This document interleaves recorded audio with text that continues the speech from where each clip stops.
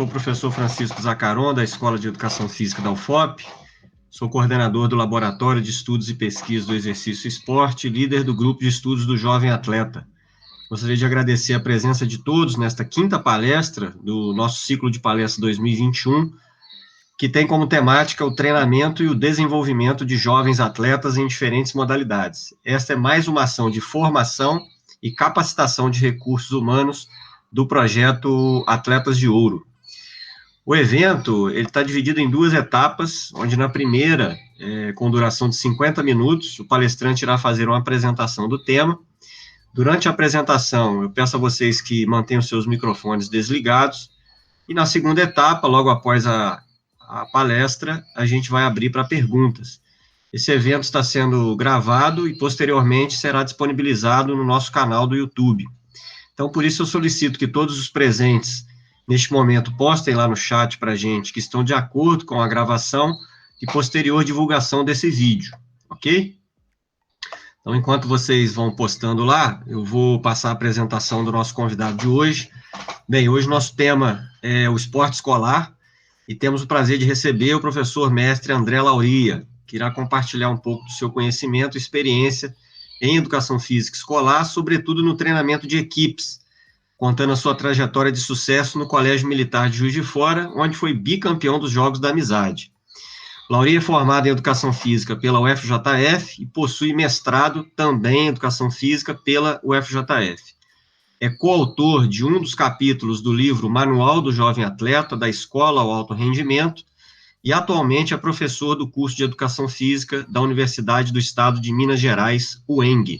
Muito obrigado, André, pela parceria, pela amizade. A palavra é sua. Boa tarde a todos. De antemão, agradecer o convite trazido pelo professor Francisco Zacaron e pelo Emerson também. É uma grande honra e satisfação poder estar participando desse momento, que eu acho que é um momento sensacional, que o grupo de vocês vem ofertando e propiciando essas discussões que são de extrema relevância. Eu, particularmente, tenho assistido todas, dentro do possível. Acho que só não consegui assistir a do futebol, mas depois vou tentar assistir pelo YouTube. E o que o Zacaron falou é algo muito importante, que o laboratório de vocês vem fazendo, que eu acho que é importante para um laboratório trabalhar com duas frentes. Uma é a formação de RH, que é justamente o que vocês estão fazendo, e a produção de conhecimento, que o laboratório também vem fazendo com grande maestria. E na oportunidade de hoje, pessoal, como o Zacaron já sinalizou, eu vou passar um pouquinho da minha experiência com o esporte escolar, e aí eu vou pedir já licença para compartilhar a minha apresentação, e aí eu peço que, por favor, vocês me deem um feedback.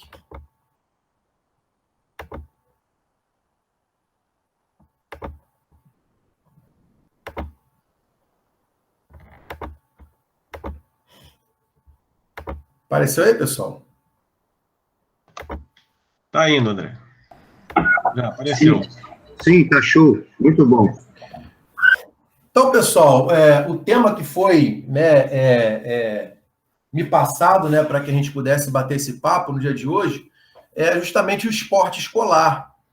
E, assim, falar sobre o esporte escolar, ao mesmo tempo que eu me sinto muito confortável, porque eu já trabalhei exatamente nessa esfera de atuação, é algo também muito complexo, porque o esporte na escola ele vem sofrendo uma série de olhares, uma série de interpretações, e a gente vai comentar um pouquinho acerca disso, e de como que a gente pode realmente explorar essa possibilidade de ofertar movimento na escola. Eu não vejo outra que não no esporte, mas eu acho que a gente vai, ao longo da nossa fala, discutir um pouco sobre isso e ver quais os caminhos que vão possibilitar essa inserção do esporte dentro da escola, que, na verdade, extrapola muito a aula de educação física escolar. Então, a gente tem várias possibilidades para que isso venha acontecer e a gente vai comentar um pouquinho sobre isso. O professor Zacaron já me apresentou, mas eu vou passar aqui novamente onde que eu estou atuando atualmente.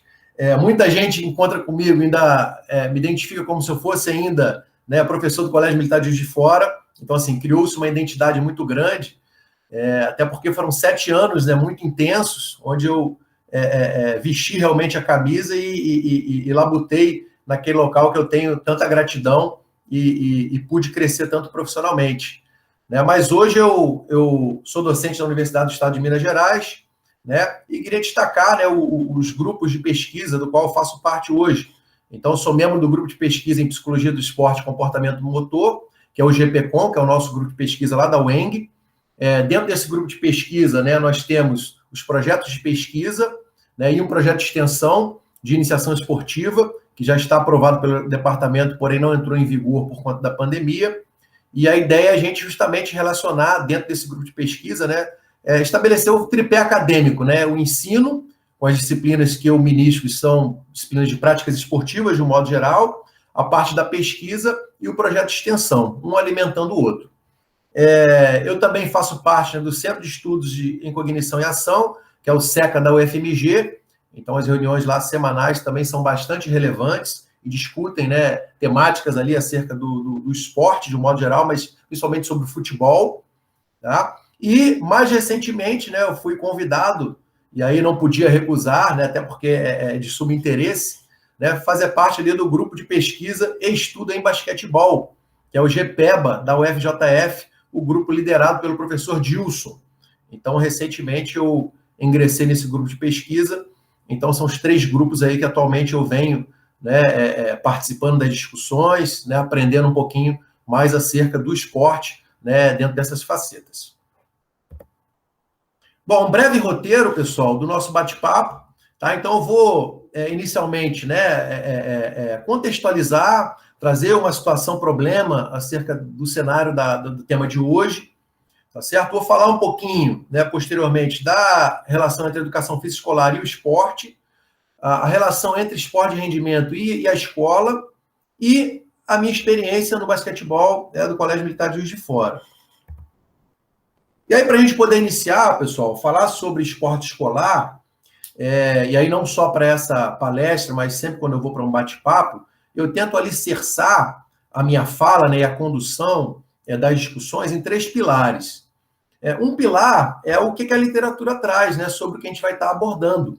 E aí, se a gente for pegar esporte escolar, né, processo de formação esportiva pautado na escola, né, a gente vai ver que não tem muita coisa, não. Né? A gente tem algumas sinalizações, tem alguns direcionamentos, né, mas assim, a literatura não é tão vasta quando a gente compara com outras esferas de conhecimento, né, da educação física. Então, eu vejo aqui uma área, né, bastante promissora, né, que é uma área que eu estou adentrando mais a fundo nela e pretendo transitar aí ao longo da minha vida acadêmica. Né? O outro pilar seriam as experiências, né? Ora, eu vou trazer aqui as minhas experiências, né? Conversar com as experiências de vocês. Tem coisa que a literatura não vai mostrar para gente, mas talvez a experiência mostre um caminho, né? Com base em um cenário específico, em um perfil específico. Então, assim, eu acho que as experiências elas devem ser, né, levadas em consideração e é um conhecimento também bastante valioso. E o terceiro pilar seria o quê? As dúvidas, né, que nós venhamos a ter por conta da fala que vai ser discorrida aqui. Tá? Essas dúvidas elas poderão ser respondidas, né, com base nas experiências ou na literatura, ou poderão não ser respondidas, né, cabendo aí investigações para poder suprir essas dúvidas. Deixo aqui 2 sugestões de literatura, né, já que a gente falou que se basear na literatura é algo, né, que a gente tem que fazer o tempo todo. Então, na verdade, são 2 livros que são livros que eu uso, que são de cabeceira, né?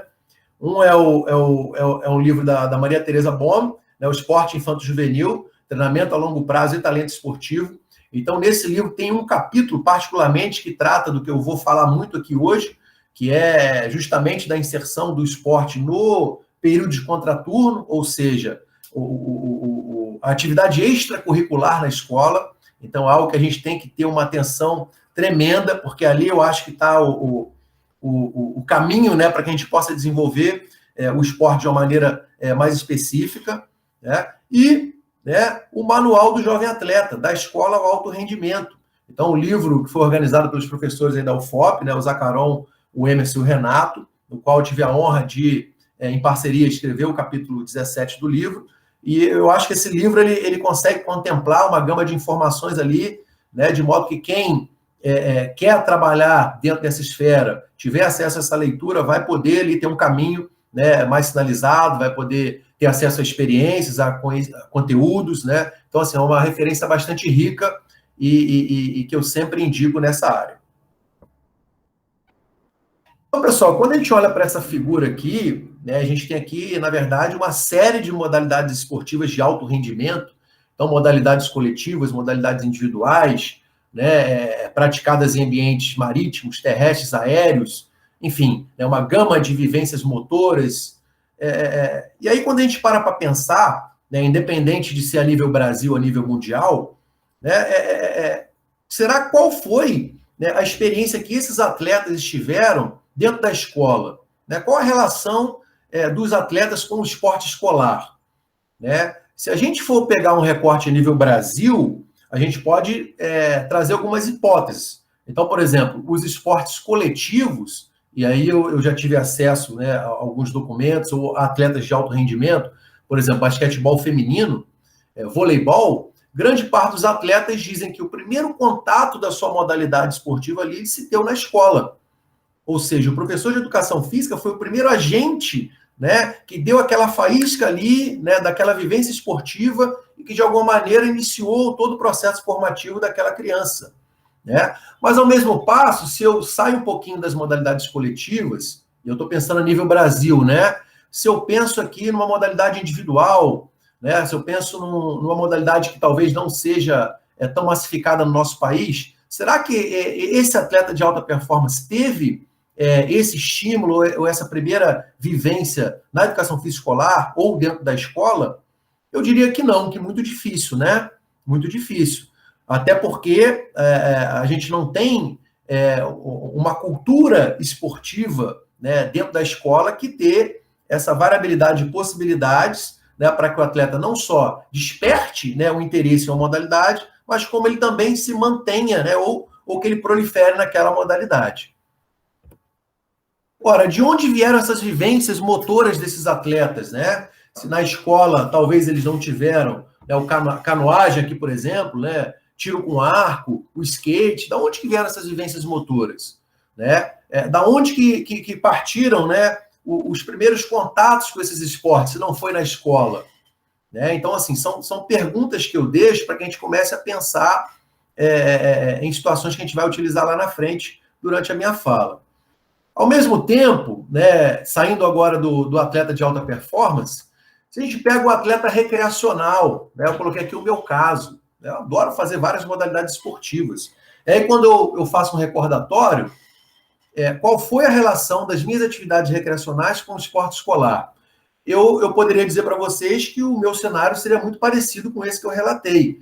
Ora, na minha vivência escolar, eu tive futebol, tive voleibol, futsal, né, e handball muito pouco. Mais nada. Né? Então, assim, ora, por que hoje, então, eu jogo badminton? Por que hoje eu faço aqui voo livre? Por que hoje eu faço corrida, bike, ciclismo? Né? Ou seja, de onde vieram essas vivências motoras que me permitiram fazer essa gama de modalidades? Né? E onde foi o primeiro contato, né, com cada um desses esportes? Então, são perguntas que a gente deixa no ar aqui, para justamente dar um olhar de que, na escola, a nível de Brasil, a gente não consegue contemplar todas as gamas de modalidades esportivas que a gente tem e nem as vivências motoras que são necessárias, né, para que o indivíduo consiga se achar ou se desenvolver em determinada modalidade esportiva. Né? Talvez, se nós olharmos, né, para um outro país, por exemplo, nos Estados Unidos, a gente já tem um outro cenário, né, esportivo, que o processo de formação esportiva ele se desenvolve na escola, né, na parte educativa. Né? A gente tem, por exemplo, na Austrália, um modelo de formação esportiva que também passa pela escola. Mas tem países que também não tem. Né? Então, assim, ver um pouquinho do qual o objetivo da educação física, qual o local, né, do esporte dentro desse processo, também eu acho que é algo que cabe investigação e uma maior elucidação, né, com base nessa temática. Eu trago uma reflexão, né, que até foi pauta de palestras anteriores, né? Eu sou da década de 80, talvez Zacarão, Emerson também, né? Mas se a gente que viveu na década de 80 olhar para os dias atuais, né, é exatamente isso aqui, existe um abismo, né, na rotina diária dos indivíduos. Né? Essa aqui era a rua que eu tive na minha infância. Eu consigo recordar exatamente era isso aqui, ó. Era uma rede amarrada no poste, jogando futebol com golzinho de sandália havaiana, né, jogando futebol desviando de buraco, quebra-mola, todo mundo na rua andando de bicicleta, soltando pipa. E nos dias atuais a gente não tem mais isso. Né? Hoje em dia a criança sequer tem a rua, né? Ela sai da sua casa, ela se depara não com isso aqui, mas ela se depara com trânsito cheio de veículos, né, com semáforos, enfim, movimentação intensa de veículos, sem espaço para poder fazer nenhuma movimentação corporal. Né? Então, assim, existe um abismo, né, entre a década de 80, que foi a década que eu presenciei, a minha infância, e os dias atuais. Né? Então, assim, é muito notório, né, quando a gente olha para as atividades das crianças, né, num futuro não muito longo, né, se a gente for pensar, não tem nem 50 anos. E durante esse período de menos de 50 anos, a tecnologia evoluiu, assim, o que não evoluiu 1000 anos. Então, olha como que esse passo foi muito grande, né? Olha como é que as crianças, na verdade, que estão vivendo essa época aqui, elas não têm nem noção do que era, né, uma época 20 anos atrás. Não tem nem noção. Então, para eles é um padrão de normalidade. Mas pelas imagens a gente consegue perceber nitidamente, né, a diferença de uma época para outra. Muito bem. Então a gente tem hoje, com esse processo de globalização, de era moderna, o que a gente chama de patologia social, né, ou uma dessensibilização emocional, afetiva e humana. Né? A gente não vê mais, por exemplo, famílias, né, conversando, interagindo de um momento de café da manhã ou de almoço, né? As crianças interagindo, sequer olham olho no olho, quiçá, né, fazer movimentação corporal. Então, assim, eu tenho muito medo do que nós vamos encontrar daqui para frente, tá bom? E aí eu trago aqui um estudo, né, que vem só potencializar isso que eu estou falando, que é um estudo, né, italiano, que avaliou o comportamento de crianças, né, obesas durante o lockdown. Quer dizer, estamos em pandemia, tudo isso que eu falei vem, né, na verdade, sendo atenuado. E aí eu chamo a atenção para 2 dados aqui, ó. Então, aqui seria o quê? O baseline seria antes do lockdown, né, que os indivíduos já tinham um comportamento que não era o adequado, né, dentro das recomendações, e dentro do período de lockdown. Então, olha só, tempo de tela, ou seja, quantas horas por dia essas crianças têm de tempo de tela. Então, antes do lockdown, tinham em média aqui, ó, 7,6 horas por dia de tempo de tela. E em lockdown passaram para 7,6 horas de lockdown, ou seja, aumentaram um delta aqui de quase 5 horas de tempo de tela por dia. Vamos lá. Esportes. Horas por semanas, né, dedicadas a esportes, de modo geral, movimento, né? Então, antes do período de lockdown, 3,6 horas por semana, que já era muito pouco. No período de lockdown, 1,2 horas por semana. Então, olha só, pessoal, eu estou falando de uma criança que fica 7 horas por dia em frente a uma tela, seja de computador, de celular, de televisão, enfim. E eu estou falando de uma mesma criança que fica 1h30 por semana fazendo atividade física, fazendo esporte. Então, olha o quão é grave isso, né? E aí vem a pergunta, né? Qual o impacto disso? Né? Ou qual vai ser o impacto disso? Então, se a gente olhar aqui para o modelo de desenvolvimento motor, né, do Gallaudet, ele traz ali as fases, né, desde a fase reflexiva até a fase motor especializada, e a gente tem, né, nessas fases, né, o que a gente chama de pré-requisitos, né, para que o indivíduo chegue ali na fase especializada, tenha a sua iniciação esportiva, para que depois possa ter a sua especialização, né, na modalidade esportiva. Assim, é muito notório, e eu que trabalhei com ensino fundamental, muitas vezes eu recebi o menino lá, né, do 6º ano do ensino fundamental, onde ele deveria estar nessa fase aqui de estágio transitório, né, estágio de aplicação, ele não tinha movimento fundamental. Ou seja, a fase motora fundamental dele, que vai ali dos 3 até os 7 anos de idade, tinha ido para o beleléu, né? Quer dizer, não tinha pré-requisito. Se o indivíduo não tem pré-requisito, como é que eu vou iniciar ele esportivamente falando e como é que eu vou especializar ele na modalidade esportiva? Tá? Então, assim, é só para a gente entender qual o impacto que isso gera na saúde locomotora dos indivíduos. Tá? E aí entra o primeiro questionamento, né, pessoal? E a educação física? E eu com isso, né? Onde entra a educação física nesse papel? Ao meu ver, a educação física tem tudo a ver com isso. Porque se eu não olhar para a educação física e atrelar ela a movimento, para mim não faz sentido a educação física. Tá? Então, assim, nós temos que nos preocupar com todo esse processo. Né? A educação física escolar é um ambiente em que a gente tem certeza que toda a população vai passar por ela, né? Porque todo mundo é obrigado a estar na escola, diferentemente dos outros ambientes. Então, assim, eu tenho garantia que todo mundo vai passar, né, pela educação física escolar. Então, se eu não tiver preocupação, né, com essas questões que eu mencionei agora aí, eu não vejo, né, muita finalidade nessa disciplina. Tá certo? E aí, só trazendo aqui um breve relato histórico, né, da educação física, como que a educação física mudou, né, o seu significado ao longo da história.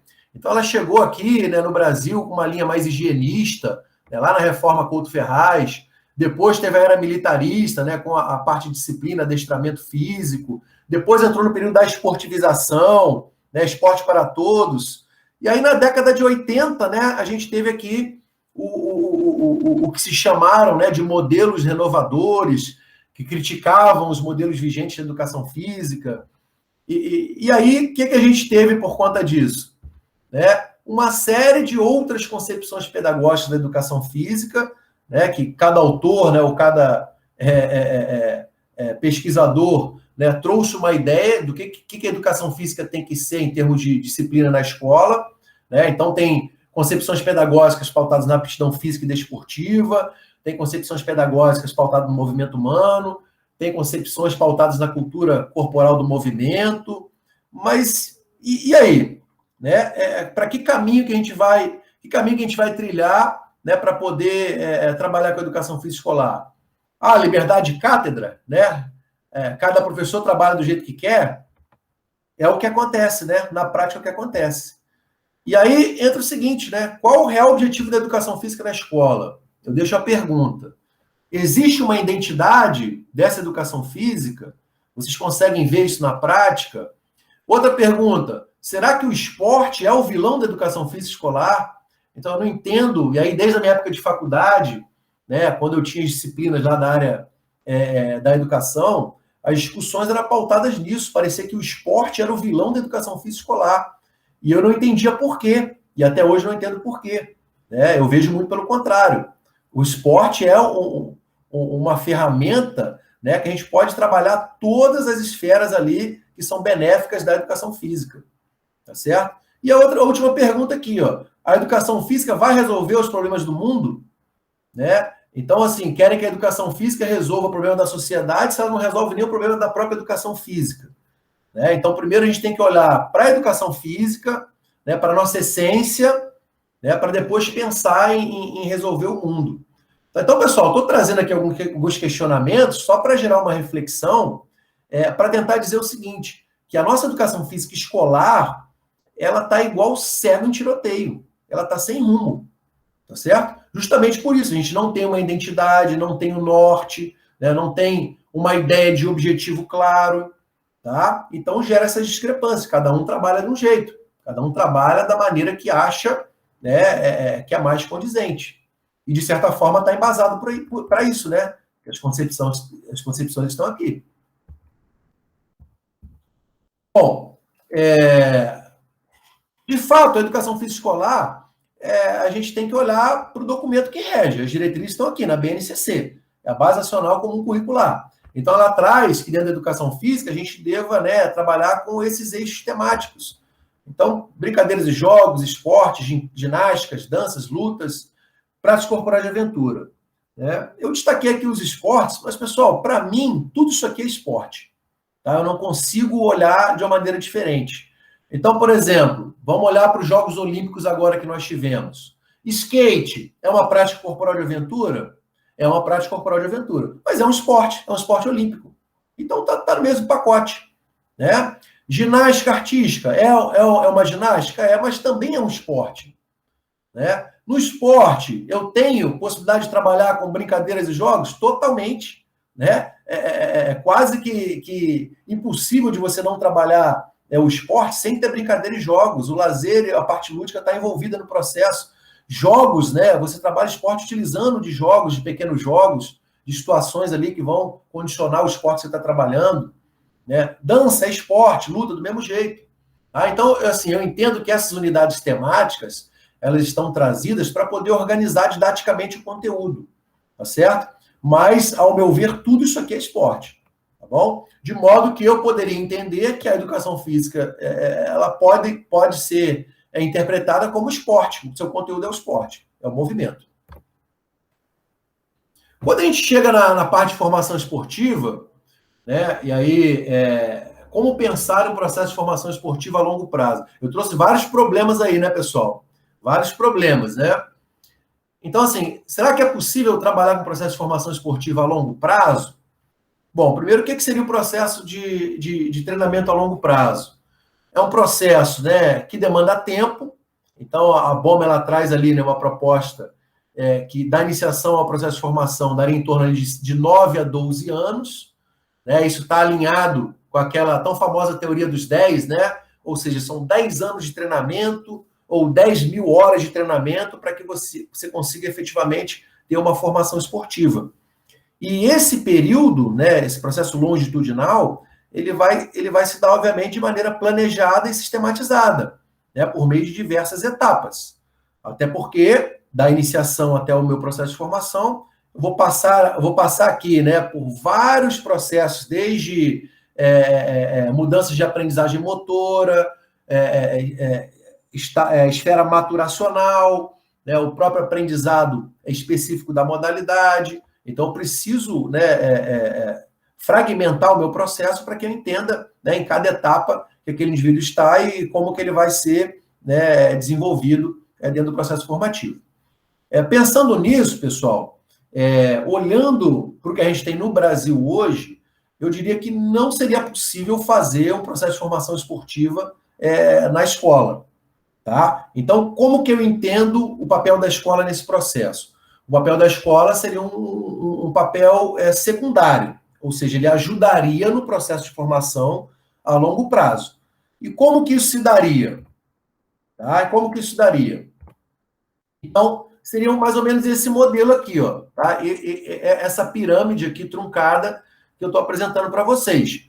Então, eu teria, né, na base da pirâmide, o esporte educacional, que seria o aluno da educação física, né, da grade curricular, ou seja, todo mundo passa por aqui, tá certo? Desses alunos, né, aqueles que tivessem interesse, ou aquele que demonstrasse um pendor, né, e o professor, né, mais do que ninguém, está ali para poder visualizar e pensar esse aluno que, porventura, tem algum pendor, né, e trazer esses alunos para o segundo patamar, né, onde a própria escola vai estar desenvolvendo, que seriam o quê? As práticas esportivas escolares. Então, aqui eu vou ter o aluno, mas um aluno mais já com cara de atleta. Então, ele não só vai participar da aula de educação física escolar, mas vai participar de treinamento sistematizado na sua escola, tá? Para que ele, né, possa se desenvolver e aprimorar, né, as capacidades inerentes àquela modalidade na qual ele ingressou, tá certo? Só que a escola, pessoal, ela tem um teto. Eu não consigo propagar mais esse indivíduo, né? Porque dentro da escola eu tenho, apesar de eu ter competições escolares, a gente falar muito sobre isso hoje, eu tenho um teto, né, no processo de formação esportiva. Então, a partir daqui, eu tenho que mandar esse menino para os clubes, né, para os projetos, tá? Para que ele seja um atleta de base. E, querendo ou não, os clubes, né, ainda são o principal gargalo para que se chegue até o alto rendimento. Então, assim, essa é a maneira que eu visualizo, né, o processo formativo, com a escola fazendo parte, né, desse primeiro construto aqui, dessa primeira peneiragem, vamos chamar assim, né, para que o indivíduo chegue até os clubes esportivos e daqui vá para o esporte de rendimento. Tá? Mas, para isso, eu preciso ter esporte na educação física escolar e preciso ter esporte, né, nas atividades extracurriculares. Nós vamos comentar sobre isso.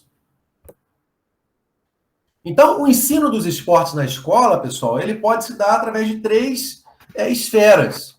Então, uma delas é o esporte e educação, que nada mais é do que as aulas de educação física da grade curricular. Todo mundo passa por aqui, tá certo? A gente pode ter o esporte de rendimento na escola, tá? Tem gente que quando ouve isso aqui até arrepia, né? Esporte de rendimento na escola, sim, esporte de rendimento na escola. Tá certo? Busca da performance, pautada em regras oficiais, caráter competitivo, tá legal? E o esporte participação, apoiado no lazer, a prática deliberativa, prática deliberada. Né? Quando eu olho para essa imagem aqui, né, eu fico pensando, pô, cara, que bom que seria, imagine se todas as instituições tivessem possibilidade, imagina o colégio militar, abrir as suas portas no final de semana para que os alunos pudessem ir praticar as atividades esportivas. Pô, seria sensacional. Tá? Mas a gente sabe que na prática isso não acontece. Isso não acontecendo, essa molecada não tem espaço público para fazer esporte. Não tem. Vou pegar Juiz de Fora, onde é que essa molecada vai fazer esporte? Não tem lugar. Tá? Se não for... Se você quiser pagar para fazer esporte, é difícil. Se quiser alugar uma quadra, é difícil, você não acha vaga. Então, olha só que interessante, né? Tá certo? E claro que isso aqui tem que estar, pessoal, alicerçado no projeto político-pedagógico da escola. Tá bom? Que o professor de educação física tem que participar dessa construção. Ele tem que ter voz ativa. Bom, dentro do colégio militar, então, a gente tem aqui dentro do meu relato de experiência, né, alguns aspectos que são interessantes que ajudaram, né, a fomentar o esporte lá dentro. Primeiro, o PPP, né, o projeto político pedagógico lá, contemplava o esporte educacional, ou seja, as aulas de educação física, o esporte de rendimento e o esporte de participação. Tá? Não na mesma magnitude, mas a gente tinha também algumas ações de esporte participativo. A estrutura física e material, né, eu não poderia reclamar, então a gente tinha tudo disponível para poder trabalhar da melhor forma possível. Né, o sistema colégio militar, ou seja, meus alunos, eles eram extremamente disciplinados, que facilitava também todo o processo. Né? Eu tive a honra e satisfação de trabalhar com professores altamente capacitados, né, altamente gabaritados, e professores que na verdade, eram todos de dedicação praticamente exclusiva, isso ajuda muito no processo, tá certo? E as atividades extracurriculares, né, que de certa forma, acabam sendo o cargo-chefe do esporte de rendimento. Eu vou mostrar só algumas fotos aqui das aulas de educação física, que seria o esporte educacional, tá, para vocês entenderem. Então, olha só, aula de educação física. Essa aqui foi uma aula de polo aquático que eu ministrei, então a gente tinha piscina, mas não tinha material de polo aquático. Então, olha só que interessante. Eu construí o material com tubo PVC, trave, peguei a rede velha lá do gol de futebol, coloquei aqui, né, aqueles macarrão, fiz 2 traves e joguei polo aquático com os meninos. Essa turma aqui acho que é do 9º ano. Olha só que interessante, pessoal. Uma turma de aproximadamente 25 a 30 alunos.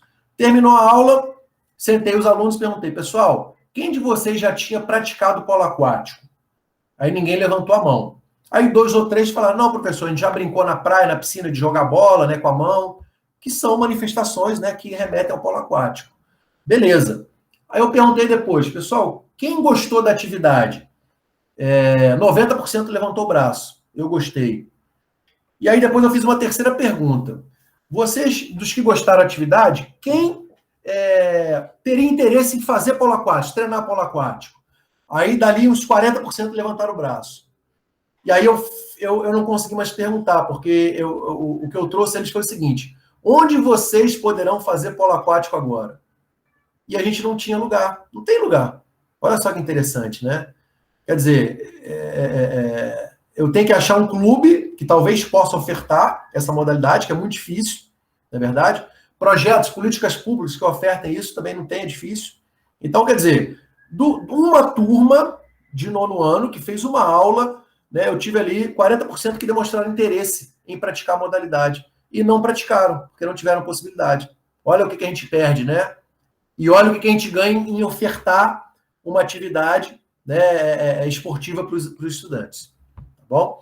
Aqui, ó, a professora Daisy, né, sensacional, trabalhava com práticas corporais de aventura, levou um stand-up paddle, nós fizemos uma aula, né, que foi muito bacana. Então, os alunos aqui praticaram, dividimos a turma em 4 grupos, teve um grupo que ficou no slackline, teve um grupo que ficou aqui na área fazendo exercício de estabilização, outro grupo ficou com bola suíça, né, fazendo exercício de equilíbrio com cabo de vassoura, simulando remo.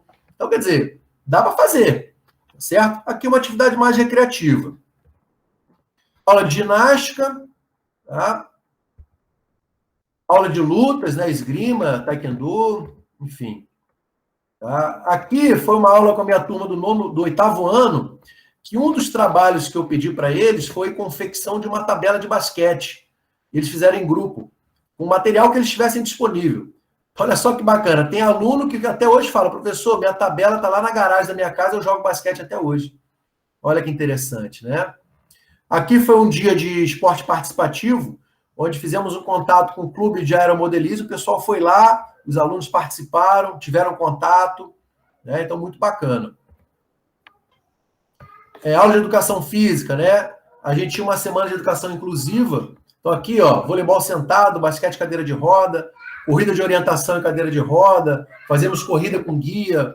Então, assim, trazendo o esporte paralímpico também, né, como conteúdo da educação física escolar. Olha só que interessante. Por que a educação física não participa da feira de ciências das escolas? Por que não participa? É uma pergunta que eu sempre fazia. E aí, 3 alunos chegaram para mim no ano 2019 e falaram, professor, a gente quer apresentar um trabalho na feira de ciências sobre basquete. Eu falei, pô, sensacional. O senhor deu uma aula para a gente de história e evolução do basquete, a gente queria apresentar para que todo mundo soubesse como é que o basquete foi criado, como que evoluiu. Eu falei, beleza, monta o projeto, a gente faz, eu oriento vocês. Eles apresentaram, ganharam 3º lugar na modalidade cultura, foram premiados. Então, a educação física tem um rico conhecimento, um conteúdo que deve ser apresentado. Tá? Então, só mostrei aqui, pessoal, algumas esferas da educação física escolar e como que o esporte pode trabalhar dentro dessas esferas.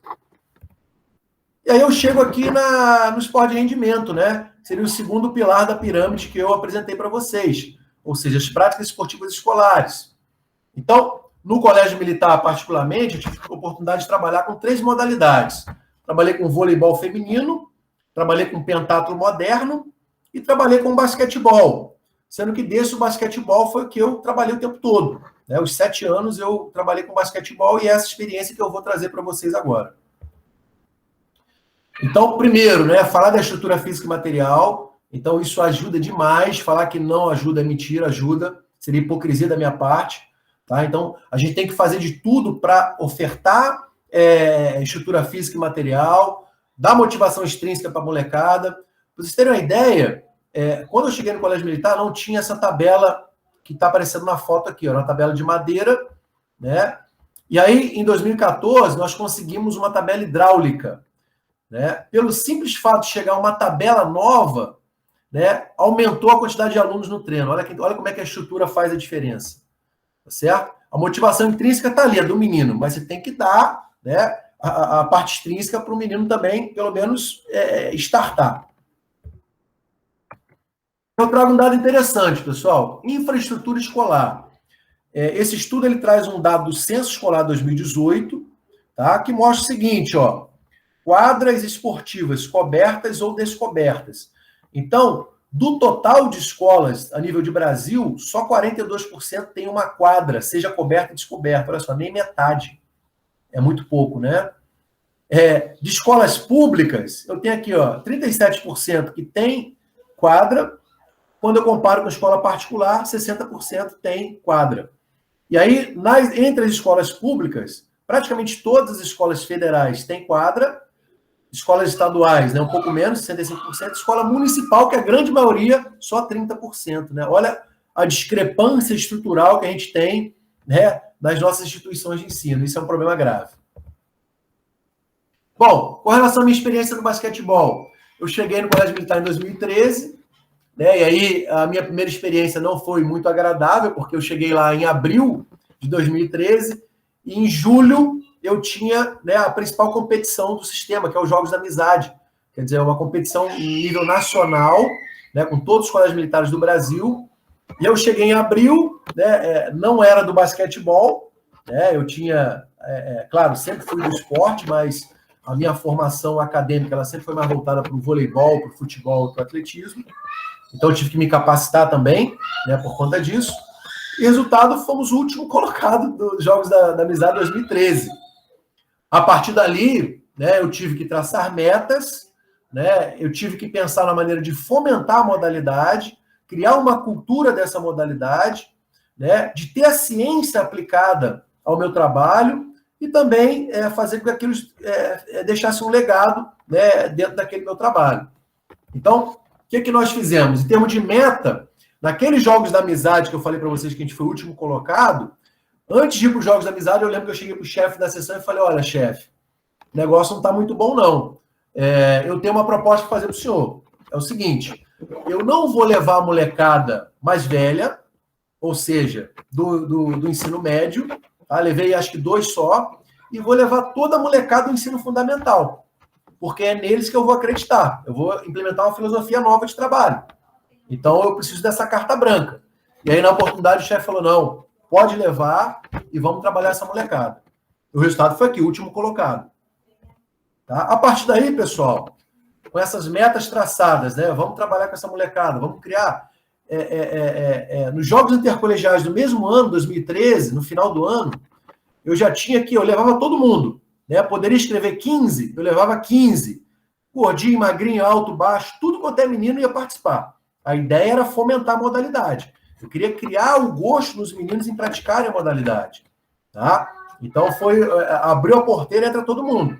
E como é que eu consegui motivar os meninos? Né? Trabalhando, simplesmente trabalhando. Né? Ofertando uma atividade prazerosa, dando meios para a molecada treinar, né? Uniforme para poder jogar, promovendo jogos amistosos. É isso que eles querem. Não tem mistério, não tem segredo, pessoal. Tá? Criar cultura. Né? Quem é de Juiz de Fora e trabalha em clube escola vai poder dizer, toda semana eu estava em algum lugar. Ou eu estava lá no esporte, ou eu estava lá no SESI, que na época o Dilson estava lá, fazendo amistoso. Tanto com a molecada do infantil do juvenil. Não tem outro caminho. E nisso, a molecada gosta, pessoal, de jogar. Os meninos foram ficando empolgados, foram ficando motivados. Né? Cada treino, né, eles estavam querendo, chegava antes do horário, saía depois. Isso foi acabando criando essa cultura, né, do basquetebol no Colégio Militar de Juiz de Fora. Até que ali, entre 2014 e 2015... né, eu tive também uma outra mola impulsora, que eu chamo assim, né? E aí eu chamo a atenção aqui do projeto Atletas de Ouro, tá? Que aí tudo que a gente sempre imaginou que poderia ser feito na educação física escolar, pelo menos eu sempre imaginei, mas nunca tinha visto ser colocado em prática, esse projeto conseguiu. Então, o projeto que foi encabeçado pelo professor Luciano Miranda, né, que fez assim, um brilhante trabalho. Como produto, ele teve a dissertação de mestrado dele, e os professores, né, da UFOP, professor Zacarão, professor Emerson, professor Renato, assim, de parabéns, porque o que eles fizeram foi um divisor de águas no Colégio Militar, com certeza. Tá? E eu posso falar porque eu usufruí de tudo isso aí. Eu usufruí dos dados, da ciência. Tá? E olha só que interessante. Né? Antes de ter o projeto Atletas de Ouro, pessoal, eu tinha uns dados, avaliava os meus atletas. Mas depois do projeto Atletas de Ouro, eu tinha um laudo completo aqui, ó, uma gama de informações dos meus atletas, de modo que facilitou muito o trabalho. Então, eu abria uma planilha do Excel lá e poderia, por exemplo, buscar quem que é o aluno mais alto do colégio. Achava.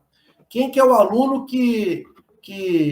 Será que esse aluno recebe apoio dos pais? Apoio familiar? Eu conseguia ter acesso a essa informação. Como que está o status maturacional dele? Então, olha como é rico essa informação, né? Como é rico essa informação. E a gente pode utilizar isso também em prol, né, do desenvolvimento da molecada. Fruto disso também, né, a gente produziu conhecimento, então, artigos, né, trabalhos publicados em eventos científicos, né? Esse aqui foi um evento na Espanha, que foi realizado de basquetebol. né, um capítulo de um livro que já foi mencionado, que fala da nossa experiência no Colégio Militar. Tivemos mais um artigo aceito agora para publicação e um trabalho, né, para ser apresentado no Combrace. Então, é o que eu chamo de ciência aplicada, né? A gente não só na prática, mas cientificamente comprovado, né, que realmente dá certo. E o legado, né? Então, aqui essa foto é a última foto que eu tenho do Colégio Militar, que é uma foto de 2019. Então, aqui foi no final do ano, basicamente a molecada do ensino fundamental, né, que é uma foto muito bacana, já com todo mundo inserido na atividade, com prazer em estar participando daquela atividade. E os resultados que eu chamo para a vida, né? Se alguém me perguntar, e já me perguntaram, pô, André, beleza, quantos atletas de alto rendimento surgiram daí? Eu falei que eu saiba nenhum, por enquanto, né? Por enquanto. Mas alguns tentaram, né? Então teve atleta que foi para Belo Horizonte, que chegou lá na fase de desenvolvimento, né? Porque o funil ali vai apertando. Teve atleta nosso que foi para os Estados Unidos, fez o high school e hoje está no universitário, né? Independente disso, né? Ex-alunos e ex-atletas que tiveram com a gente lá, tem o basquetebol presente na vida profissional deles.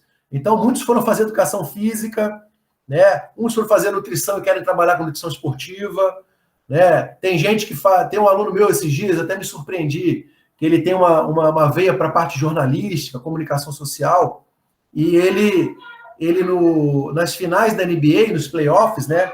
Ele conseguiu entrar na coletiva das finais da NBA e entrevistou, ele fez uma pergunta, na verdade, né, para o B.J. Tucker, do Milwaukee Bucks. Olha só que bacana, né? Olha como é que o basquete faz parte da vida dele, pessoal e profissional. Né? Serão praticantes recreacionais, como eu sou hoje, isso é muito bacana, vai ajudar na vida deles, afetiva, né, social, na saúde, qualidade de vida, enfim, mental, tá certo? Com certeza serão entusiastas, colaboradores, propagadores da modalidade, né? Com certeza irão incentivar os seus filhos, sobrinhos a participarem, né, de programas esportivos, serão patrocinadores.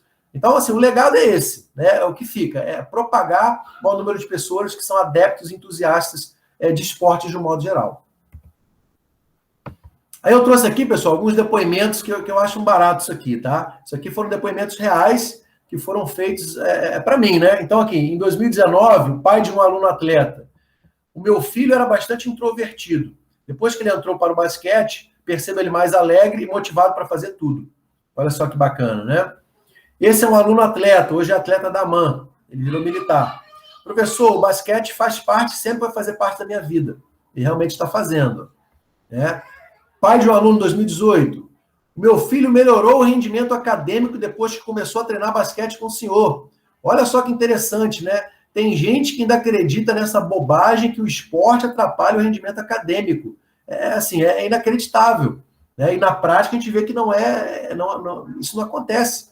Né? Os meninos do basquetebol lá, vários tinham alamar, tinham graduação, tinham notas boas, né? Assim, uma coisa não leva a outra. Tá? Isso é besteira.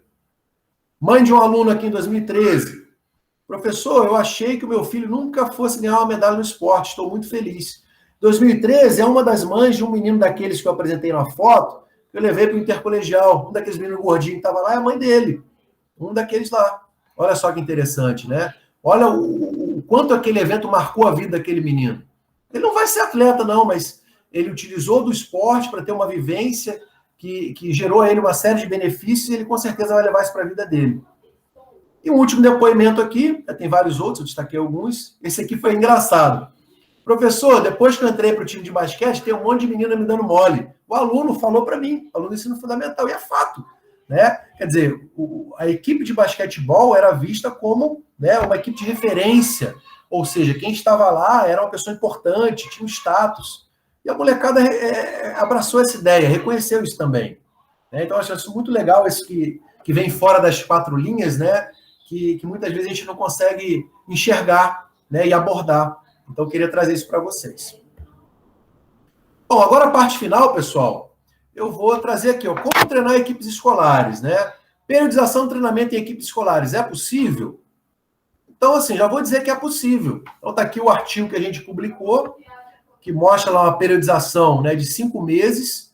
Né, a gente quantificou os microciclos, né, através da percepção subjetiva do esforço. Né, então, respondeu aqui uma carga ondulatória. E depois de um período de 5 meses, os meninos melhoraram. Ó, capacidade aeróbica máxima, né, representada aqui através do teste de Leger, né, diminuíram a frequência cardíaca de repouso, melhoraram a impulsão vertical, melhoraram a força de membro superior. Então, quer dizer, funcionou, o treinamento funciona. Tá? As competições. Então, basicamente duas, né, nós participávamos. Os Jogos da Amizade, que era a principal, e os Jogos Intercolegiais, que era uma competição secundária, mas que eu sempre participava. Então, aqui a gente tem o nosso resultado, né, dos Jogos da Amizade. 2013, fomos últimos colocados, 12º. 2014, fomos 9º colocado. 2015, fomos 2º colocado. E aí, 2016, primeiro colocado. 2017, primeiro colocado. 2018, 5º colocado. 2019, 2º colocado. Então, assim, essa competição, que é uma competição nível nacional muito difícil, né, colégios militares de todo o Brasil, de 7 competições, nós fomos a 4 finais. Né? Então, assim, um resultado bastante relevante. Né? E nos jogos intercolegiais, a gente também sempre ficou ali entre os 4 primeiros, né, tanto na categoria juvenil e infantil. Tá? Aqui a foto, né, da equipe campeã de 2016. Nós ganhamos Santa Maria, a equipe que tinha ganhado a gente na final do ano anterior, então foi a revanche.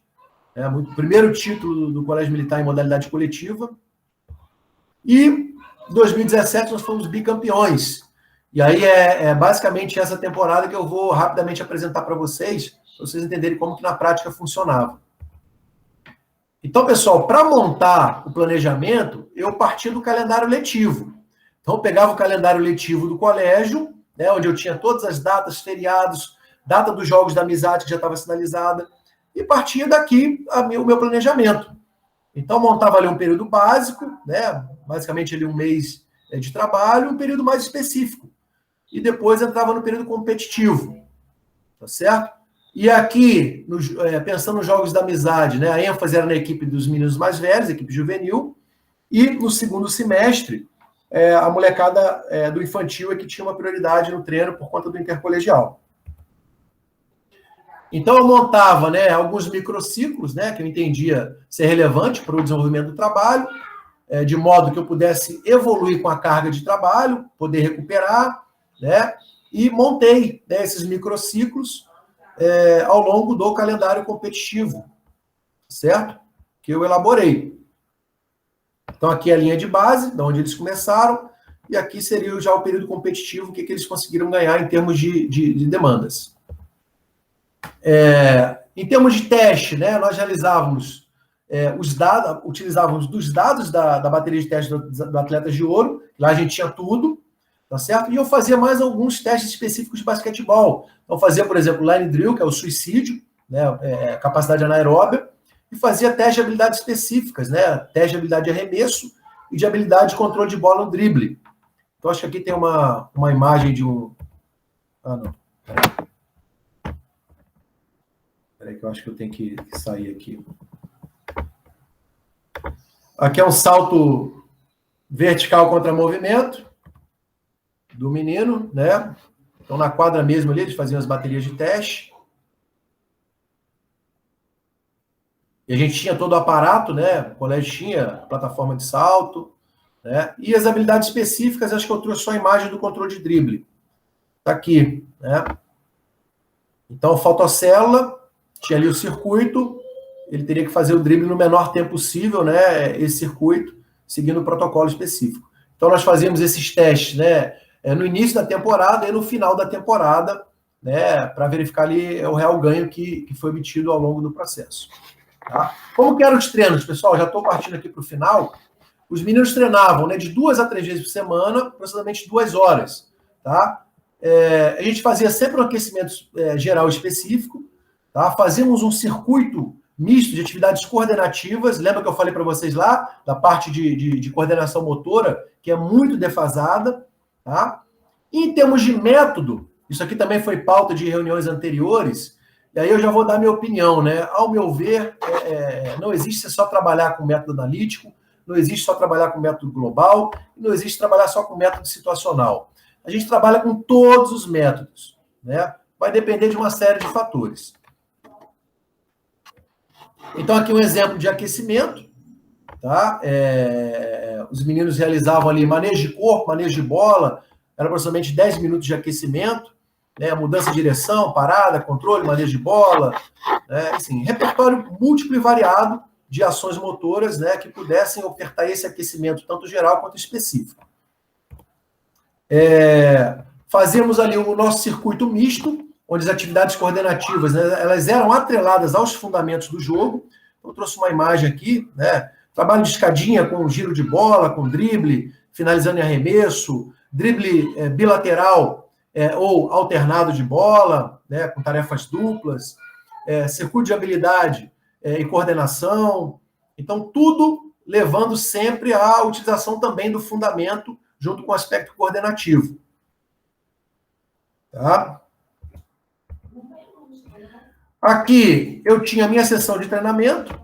Tá? A sessão de treinamento, ela basicamente, né, como eu falei para vocês, ela tinha método analítico global e situacional, em todas elas. Tá? Obviamente que a predominância de uma metodologia dependeria, obviamente, da fase do treinamento, do momento do treinamento, das experiências dos alunos e das necessidades que eles demandavam. Então, de um modo geral, a gente tinha ali 50 minutos de treino situacional, onde situações do jogo eram trazidas para o treinamento, como, por exemplo, vamos treinar hoje situação de contra-ataque, situação de superioridade numérica, de inferioridade numérica, defesa, né? Então, assim, era um recorte do jogo, de uma situação de jogo que era trabalhada. Então, essa aqui era a predominância. E no final, né, os 40 minutos finais, todo o treino eu dava global, dava jogo, tá? No meu entendimento, tem que ter jogo, pessoal. Se não jogar, você não consegue colocar em prática aquilo que você treinou, tá? E aí eu fazia o analítico com o global junto. Então, como que eu fazia isso? Ó? Então, eu pegava aqui, ó, parte do grupo, trabalhava global. Então, aqui eu tenho o grupo A, trabalhando com pequenos jogos, 3 contra 3, ataque contra defesa, tá?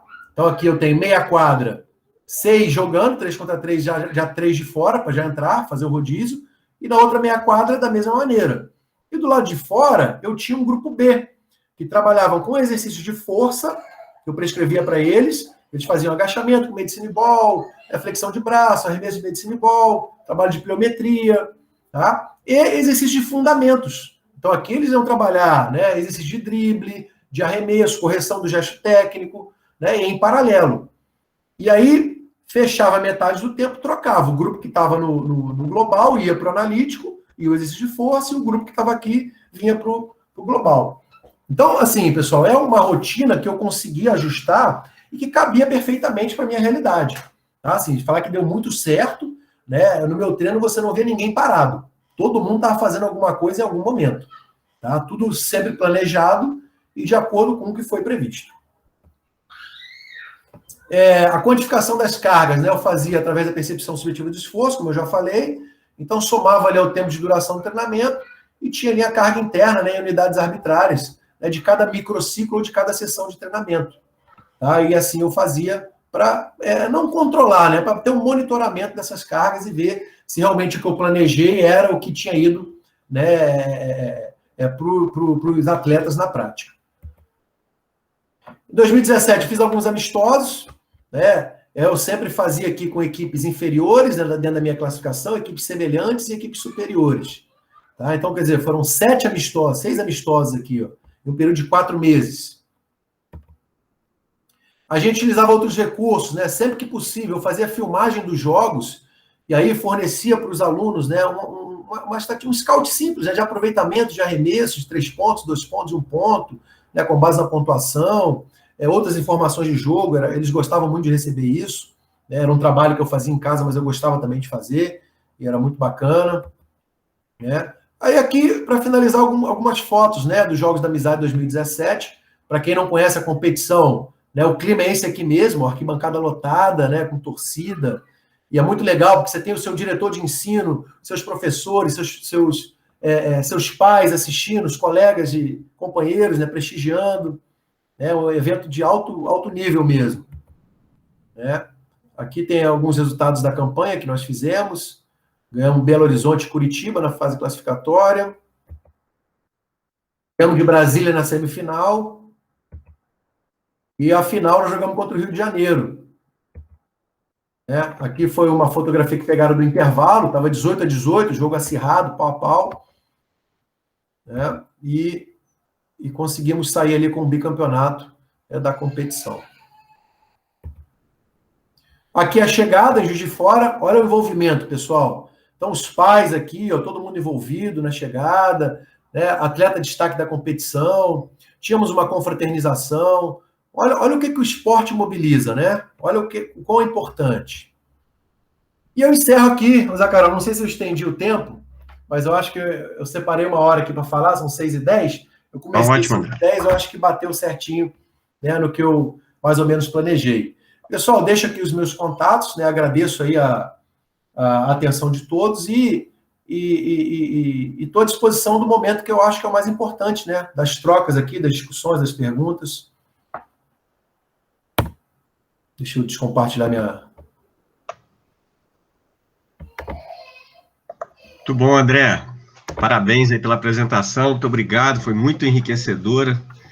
Eu acho que nós temos aí muitas coisas a discutir, vai ser um momento, eu acho que singular aqui da apresentação, esse momento, particularmente porque, assim, eu costumo sempre dizer, que boas oportunidades são para poucos, Então, hoje, eu vejo que a sua palestra culminou por ser uma apresentação que é um privilégio mesmo, Então, tenho certeza que quem está aqui hoje presente e certamente vai ter oportunidade de debater um pouco com você e com a gente aqui, vai ser certamente uma experiência muito engrandecedora,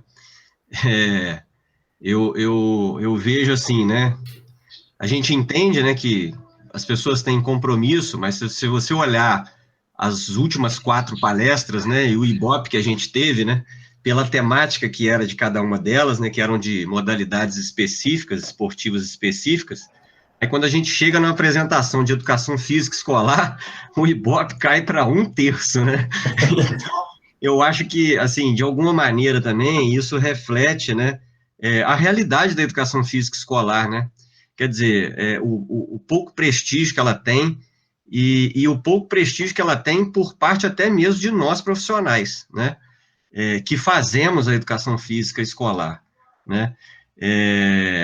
Antes da gente passar as perguntas, eu vou só fazer alguns comentários breves, Por exemplo, é notório, como você muito bem colocou aí, a necessidade que a gente tem de avançar, por exemplo, no aspecto de infraestrutura, nas escolas, fantástico aquele dado que você apresentou das quadras, em Ouro Preto, por exemplo, que a realidade que a gente tem lá próximo, ao redor da nossa universidade, a grande maioria, se não quase a totalidade das quadras, elas são descobertas, Isso quando a escola tem uma, E é notório, assim, a influência, o impacto que isso tem na educação física escolar, Por se tratar até mesmo de uma região muito úmida, que chove ao longo do ano aí em vários momentos, então, quer dizer, por vezes o professor se pega na impossibilidade até mesmo de dar aula na quadra, porque não tem condição, por conta do tempo, por condições climáticas. Então, realmente é um aspecto que a gente tem muito a evoluir mesmo, mas uma coisa que me chamou muito a atenção na sua palestra, quando você disse assim, como que eu motivei os meus alunos para o esporte? Trabalhando, Isso aí é um diferencial, assim, enorme, Eu costumo até, a gente que trabalha hoje com formação de professores, a gente sempre fala para os nossos alunos, pessoal, não adianta você ter o melhor equipamento do mundo se você não tem a atitude de chegar lá na quadra e dar a melhor aula do mundo, entendeu? Você ter vontade de trabalhar com educação física escolar, vontade de trabalhar com criança, não adianta, você pode ter a melhor estrutura, mas você não vai ofertar, se você não quiser, você não vai ofertar a melhor qualidade de ensino para o seu aluno, e eu penso que é essa a nossa principal missão, André? lá na escola, quer dizer, é aquilo que você comentou também, que me chamou muita atenção, quer dizer, e que todo mundo sabe, isso não é novidade para ninguém, né, mas que às vezes a gente esquece, quer dizer, toda criança ela vai passar pela educação física escolar, né? Então ali é o pontapé inicial, é o alicerce, né? Quer dizer, e o esporte educacional, ao meu ver, ele acaba sendo, querendo ou não, um dos componentes do treinamento de longo prazo. Porque, por mais que seja mínima, talvez, a influência ou a própria prática ali com a aula em si, mas é aquela história, né? Alguma coisa é melhor do que nada, né? Então, e eu, para fechar aqui essas considerações iniciais, que também dentro do que você falou, quer dizer, a missão principal ali é o estímulo, né? É o incentivo, é a criação do hábito pela prática esportiva, então, isso é crucial, né? Isso é fundamental. Então, te agradecer demais a sua palestra e agora abrir para as perguntas, já temos o Emerson aí abrindo a fila. Vamos lá, Emerson. Opa, estou ansioso aqui pela minha vez. Nossa, ô André, eu inicio, está todo mundo escutando bem? Sim. Tranquilo? Então, eu inicio meu momento aqui falando sobre você, cara. Poxa, quem não queria um Lauria na sua equipe de educação física, né? Poxa, cara, né? Você só mostrou o brilhantismo e o quanto você gosta da área mesmo, né, da educação física, atuando em todas as frentes, né, tanto no ensino, na pesquisa, na extensão, agora trilhando o caminho acadêmico, né, buscando seu doutorado. Então, cara, parabéns mesmo por tudo. E faço o primeiro link aí, eu falo para o Albuquerque. Se precisar de alguém para defender a educação física escolar do Colégio Militar, chama o André Lauria para dar uma palestra sobre o case de sucesso, né? E as várias dimensões de retorno que tiveram, né, com o processo do esporte na escola, né? Então, parabéns, André. Muito obrigado aí por esse momento. E a gente está falando em todas as palestras, né, até agora, que o horizonte, cara, que a gente pretende um horizonte muito grande aí com essas falas, porque, por exemplo, eu vou falar para todo meu aluno, cara, que tem que assistir, quando o tema é educação física escolar, você tem que escutar essa palestra aí primeiro, porque ele vai te dar um cenário total do que está acontecendo, dos principais problemas, vindo num histórico até contemporâneo, né, de pandemia. Então, quer dizer, muito bacana mesmo o traço histórico que você fez, usando exemplos de dados, né?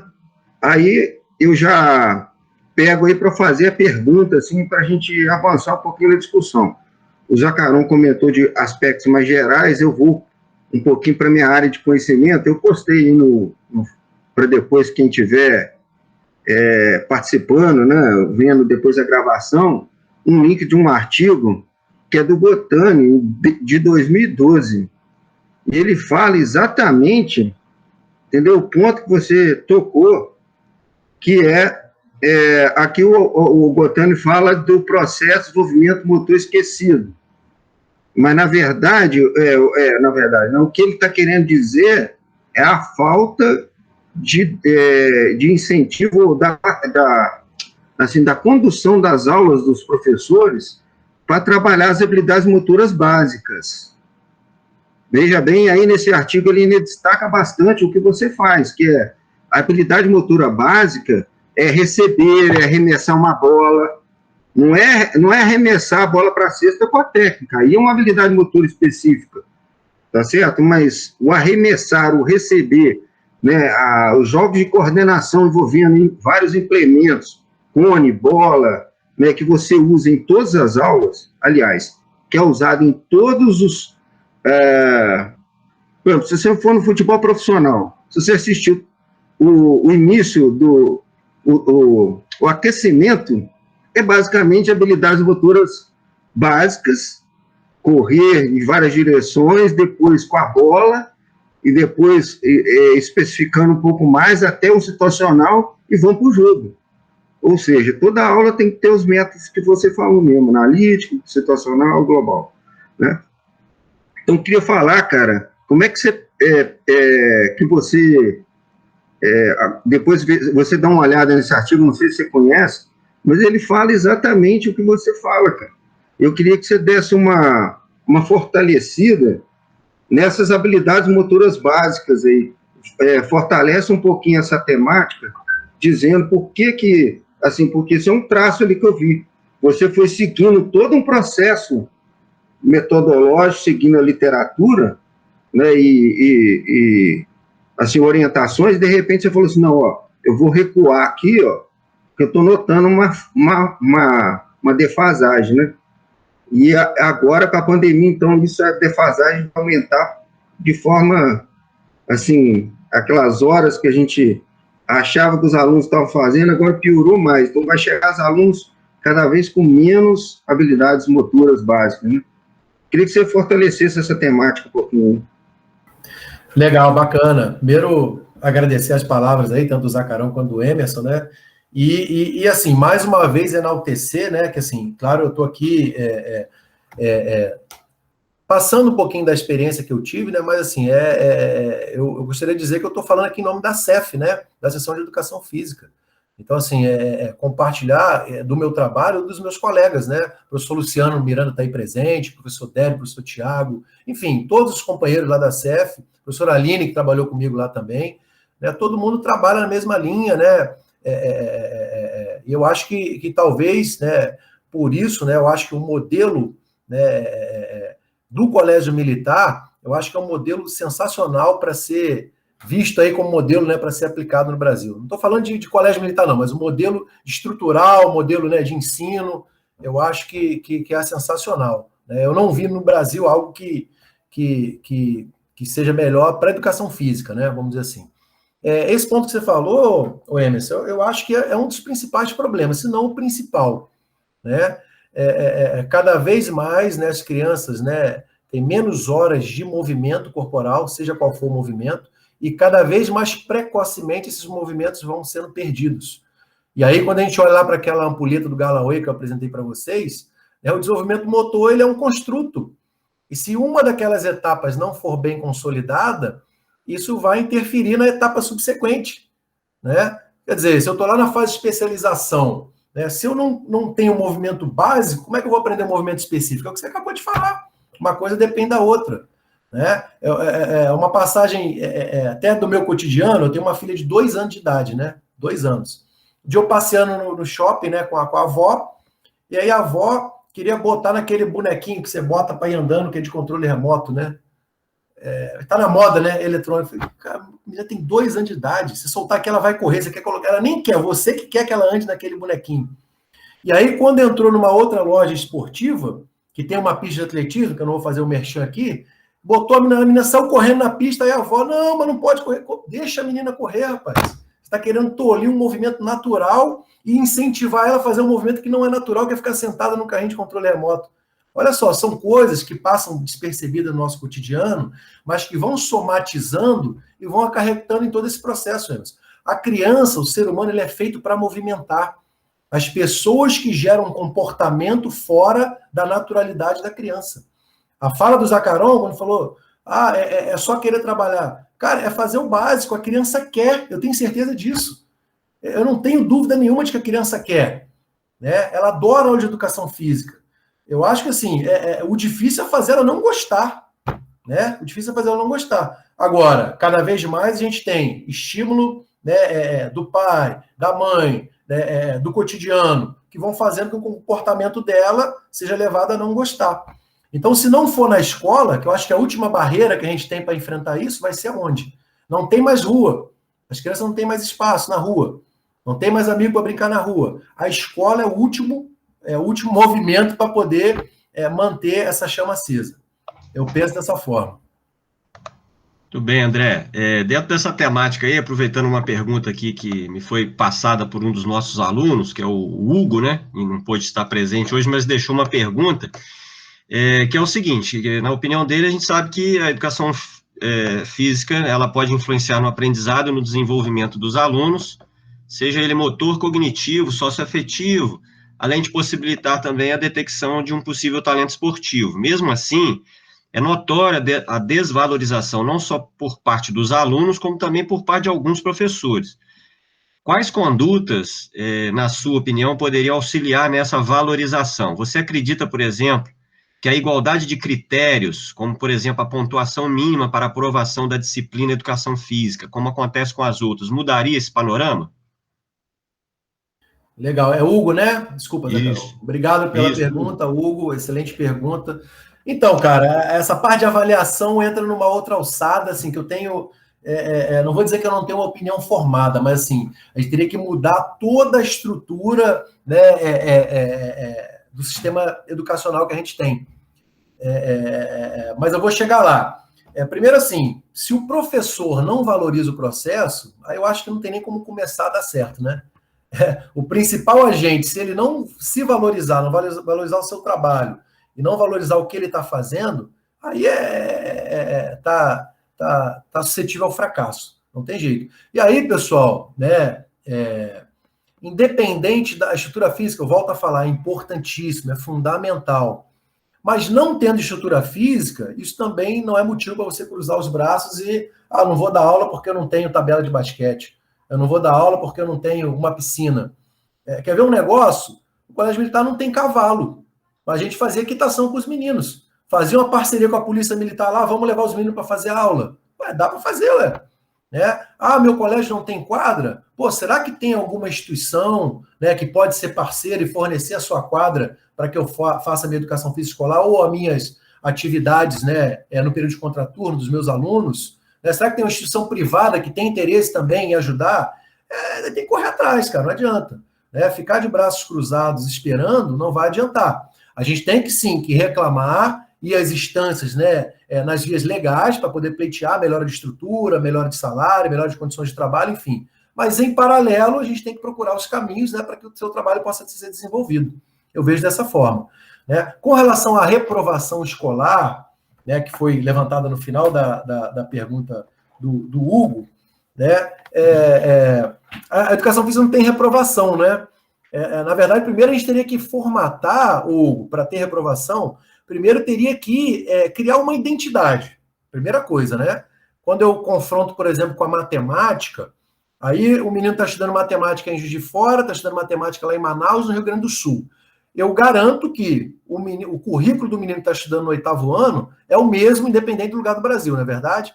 Ele está estudando lá a equação do primeiro grau. Todo mundo está estudando a equação do primeiro grau naquele momento do ano letivo dele. Então, existe uma uniformidade do currículo daquele indivíduo que permite uma avaliação. Né? Agora, se eu não tenho uma identidade no currículo da educação física escolar, como que eu vou avaliar? Né? Eu avalio numa perspectiva crítico-esperadora, aí eu avalio numa perspectiva tecnicista. Então, entende que é difícil, sem essa identidade da educação física escolar, a gente pensar em uma avaliação?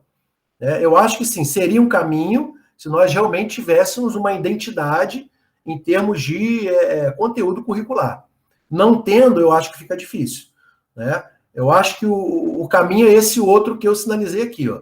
Trabalhar, a molecada quer, criar meios para que eles possam desenvolver suas habilidades e competências e trabalhar da melhor maneira possível. Maravilha. Passando ao Albuquerque. Obrigado, professor. Primeiramente, parabenizar aí a palestra do André. Poxa, foi dar alfinete ao foguete aí, cara. Você contemplou tudo. Foi muito bacana, cara. E, assim, até por justiça, eu não tive pouco tempo de contato com o André. Eu passei 2 meses com o André. Mas eu presenciei, tanto quando ele estava lá e presencio, né? A admiração que se tem pelo trabalho dele, né? Porque ele ficou delegado pelo trabalho dele, né? Então, eu falo de justiça porque no colégio todo mundo sabe, né? Do trabalho dele aqui, mas acho que é importante falar para quem está presente aqui do grande trabalho que o André fez lá. Ele vez ou outra lembrado lá pelo trabalho que fez. Inclusive, chegou um major lá agora, André. ele tá querendo, ele não é formado em educação física, mas tá querendo pegar uma das equipes de basquete lá, tal. Aí tá bem afim, ele é bem entusiasmado. Ali, cara, pode ser, depois a gente coloca como tutor um professor, mas prepara aí que tu vai pegar a equipe do André Lauria, meu irmão, tem uma história aí. Já para corroborar nessa questão do legado que ele deixou, né? E agora, partindo para a minha pergunta, cara, você comentou sobre uma parte ali do polo aquático.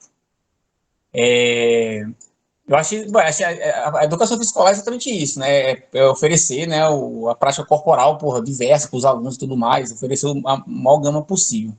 Aí você comentou que dali não teve um prosseguimento e tudo mais.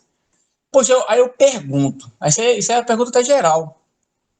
Digamos que o colégio militar tivesse uma estrutura de polo aquático, né, ou de qualquer outra modalidade. Será que, devido ao contexto nacional de não ter tradição no esporte, será que mesmo assim vingaria?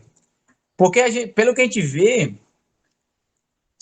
a resposta, já antecipando a minha hipótese, né? Seria não, porque não tem cultura assim no esporte. É claro que pode ser criado um ambiente interno nesse sentido e crescer, mas não seria. Eu não acredito que chegaria a um nível assim internacional de ganhar um grande vulto. Então, eu fiquei me questionando, quando você comentou da questão de, cara, o quanto será que é interessante a gente investir no esporte novo? Ou será que não é interessante pegar um esporte que, poxa, esse esporte aqui já parece que tem potencial humano, mas, poxa, tem uma cultura do país já voltada para isso. Será que não é interessante investir mais nisso? Eu estou falando uma pergunta de maneira geral. Bacana, Albuquerque. Leandro Albuquerque, obrigado aí, cara. Como você falou, tive pouco tempo de contato com você, mas pelo pouco tempo, né, assim, a nossa afinidade parece que a gente já se conhece há bastante tempo e isso é muito bacana. A sua pergunta realmente é interessante, cara. E aí, assim, cabe algumas reflexões, né? Quando eu trouxe o exemplo ali do polo aquático, a ideia foi também, né, intrinsecamente, fazer uma crítica ao nosso esporte, né, de alto rendimento. A gente não tem para onde desafogar esses meninos. É o que você falou. Vamos supor que a gente tivesse ali no período de contraturno, né, como a gente tem um pentatlo moderno. A gente tem lá no Colégio Militar, pentatlo moderno. E aí? E dali o menino vai para onde? Não tem vazão, ficou ali, né? Então, assim, transcende a esfera do que a gente oferta na escola. Então, já é um problema de estrutura macro, né? Vamos dizer assim. Quer ver um exemplo da Rússia, né? Tem um amigo meu que faz doutorado na Rússia e eu tive a oportunidade de bater um papo com ele sobre isso lá. Lá eles têm vários polos, né? Mas vários polos mesmo, de várias modalidades esportivas, né? Em várias regiões do país. Então, numa situação dessa, por exemplo, né, o menino fez um polo aquático na escola, né, tem o fomento dessa atividade no período de contraturno, ou mesmo não tendo, eu tenho para onde direcionar esse menino para esse polo, né, de treinamento de alta performance, onde ele pode, né, nesse local, desenvolver essa modalidade. Isso a gente não tem. Né? Aí do que você falou, pô, será que não é interessante a gente investir nas modalidades, então, né, que a gente realmente tem potencial? Eu acho que de uma maneira ou de outra a gente já faz isso, Leandro, no período de contraturno, que é onde a gente realmente treina as equipes, né? E se for pensar o que a gente treina, são as modalidades que a gente realmente compete, né?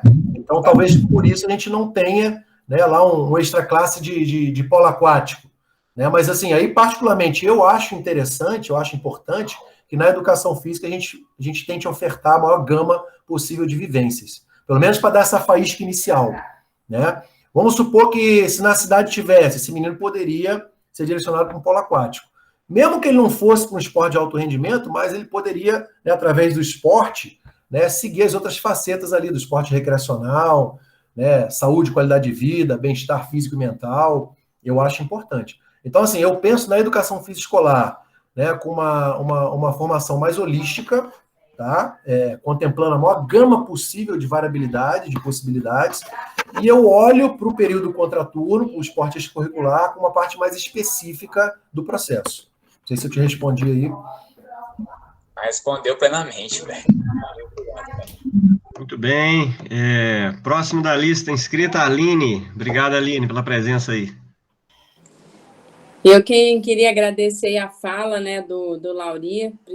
Primeiramente, né, tive o prazer de ainda estar com o Lauri lá. Eu acho que tem uma coisa que é muito forte, né, André, lá dentro do CMJF, a sessão lá, todos os professores estão unidos em prol de proporcionar todas as vivências, né, para os alunos. Eu acho que essa é uma coisa que contagia, os alunos já sentirem que todos os professores estão alinhados na mesma paixão, né? Acho que isso é o principal, né? O primeiro passo. O segundo passo, acho que é o amor que você tem, né? Que eu via que sempre os meninos compravam. Acho que isso do professor contagiar o aluno é muito importante, né? Seja o aluno ou o atleta, né? Igual você falou no contraturno, tinham lá as equipes, os treinamentos.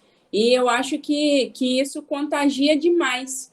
É diferente da gente, por vivência própria no judô, né? Isso até fica muito forte, né? A paixão pelo que você está ali ministrando, está dando, contagiando aquele aluno, mostrando para ele vai querer vivenciar, né? Fazer parte de tudo. O Emerson falou e logo no início, né? Mas minha fala aqui é um comentário. A sua paixão fica muito nítida quando você começa a falar, a mostrar, né? Não só do aluno que foi lá para Belo Horizonte, foi para fora, para buscar ser um atleta, mas para aquele que melhorou a qualidade de vida, né, dele, que adquiriu mais saúde, que melhorou de alguma forma. O professor falou uma coisa aí, né, o Zaca, que acho que toca muito na ferida, né? Todo mundo foge da educação física escolar. Quando fala educação física escolar, é o segundo plano, né? Ela nunca está aqui no topo. E a fala do André, né, acho que ele pode até fazer um comentário breve aí para a gente, talvez em relação a isso, onde a gente começa e é onde o nosso aluno passa a maior parte da vida dele. A gente fica ali uma manhã inteira ou uma tarde inteira, e no contraturno escolar isso cada vez é mais forte com projetos, né? Projetos esportivos. Então, Áurea, eu gostaria que você comentasse um pouco, né? Acho que falar em relação a esse amor, a essa paixão ao que você faz, né? Como isso deveria contagiar todos os professores da nossa área para mudar, talvez, esse aspecto aí dentro da educação física escolar. Legal, Aline, obrigado aí pela fala e pela pergunta, né? Mais uma vez, prazer em revê-la mesmo, que virtualmente, né? E assim, você fez um comentário, né? Assim, eu concordo plenamente, né, com o seu comentário e vou só reforçar, né? Eu acho que assim, estar ali naquele ambiente, né? Eu também, Aline, era um dos que, antes de ter a oportunidade de trabalhar no Colégio Militar, quando ouvia falar de educação física escolar, talvez corresse, né? Corri, porque talvez não é um tema de interesse, né? Mas assim, depois que eu tive a oportunidade de vivenciar e entrar dentro desse meio, né? Ver quais são as possibilidades que eu tenho de atuação dentro da escola. É claro que com um cenário que eu tive, né? Que é totalmente diferente da grande maioria, né? Mas assim, como eu falei, se você quiser olhar a parte vazia do copo, você olha. Se quiser olhar a parte do copo cheio, você olha também. Né? Eu penso o seguinte: o que é que eu tenho? Eu tenho isso? Pô, então vamos trabalhar da melhor maneira com o que eu tenho. Né? Da mesma forma que eu tenho, que eu tinha a estrutura que eu tinha, tem gente que tem estrutura melhor do que eu. E nem por isso eu vou cruzar os braços e ficar lamentando. Né? Então, acho que é dessa maneira que tem que ser. E o aluno, ele sente, vocês podem ter certeza disso, o aluno sente quando o professor realmente está afim, ele compra a briga junto com você, ele abraça a causa, e assim, não é difícil fazer isso, porque, mais uma vez eu vou falar, o aluno quer, gente, tá? Então, assim, é mais difícil você fazer com que o aluno não ingresse nessa jornada com você, tá certo? Do que fazer com que ele deixe de participar da jornada. Então, você tem que fazer força para ele deixar de participar da jornada. É só você fazer o básico, o trivial. Então, ao meu ver, o básico é você fazer o seu trabalho. Né? Dar a sua aula da melhor maneira possível, de maneira planejada, de maneira prevista. Né? Dar o seu treinamento com ímpeto. Não adianta eu dar meu treino aqui e estar com a cabeça em outro lugar. Não adianta. Eu tenho que estar totalmente mergulhado na atividade que eu estou fazendo. E, ao meu ver, como tudo na vida, né? Não adianta eu estou aqui batendo um papo com vocês e estou com a cabeça em outro lugar. Tudo na vida é assim. E na nossa vida profissional também é da mesma maneira. Tá? Então, eu acho que na educação física eu vejo muito isso. Muita gente olhando para a parte vazia do copo, né? Que eu não acho que não tenha que olhar. Tem, mas você tem esferas para poder tentar reaver isso. E o que você tiver de conteúdo no copo, meu amigo, abraça a causa e vai até a morte, né? Porque assim você vai conseguir fazer com que aquilo prospere. Para criança, você não precisa de muito, não. Tá? Você não precisa de estrutura, você precisa de ação, precisa de atividade. Pode ter certeza. Muito bom, André. Vou mudar um pouquinho aqui a temática, né? Vamos falar um pouquinho de desempenho, de Olimpíada escolar, né? A gente sabe que, né, o Sistema Colégio Militar do Brasil é um sistema educacional que prioriza, né, essa questão da competição esportiva, né, dentre uma das suas metas, né, da educação física escolar. E, inclusive, existe a organização, né, dos Jogos da Amizade, que é aquela competição anual onde reúne-se, né, todos os colégios ali do sistema, e aí cada colégio envia para esses jogos, em teoria, os melhores atletas, né, para disputar ali as competições esportivas de várias modalidades, né. Ao mesmo tempo, o colégio também possui a sua Olimpíada interna, e da mesma forma que outras escolas, a nível municipal, estadual e também particulares, né, que participam de Olimpíadas internas e jogos estudantis, por exemplo, municipais, né, as etapas municipais, etc.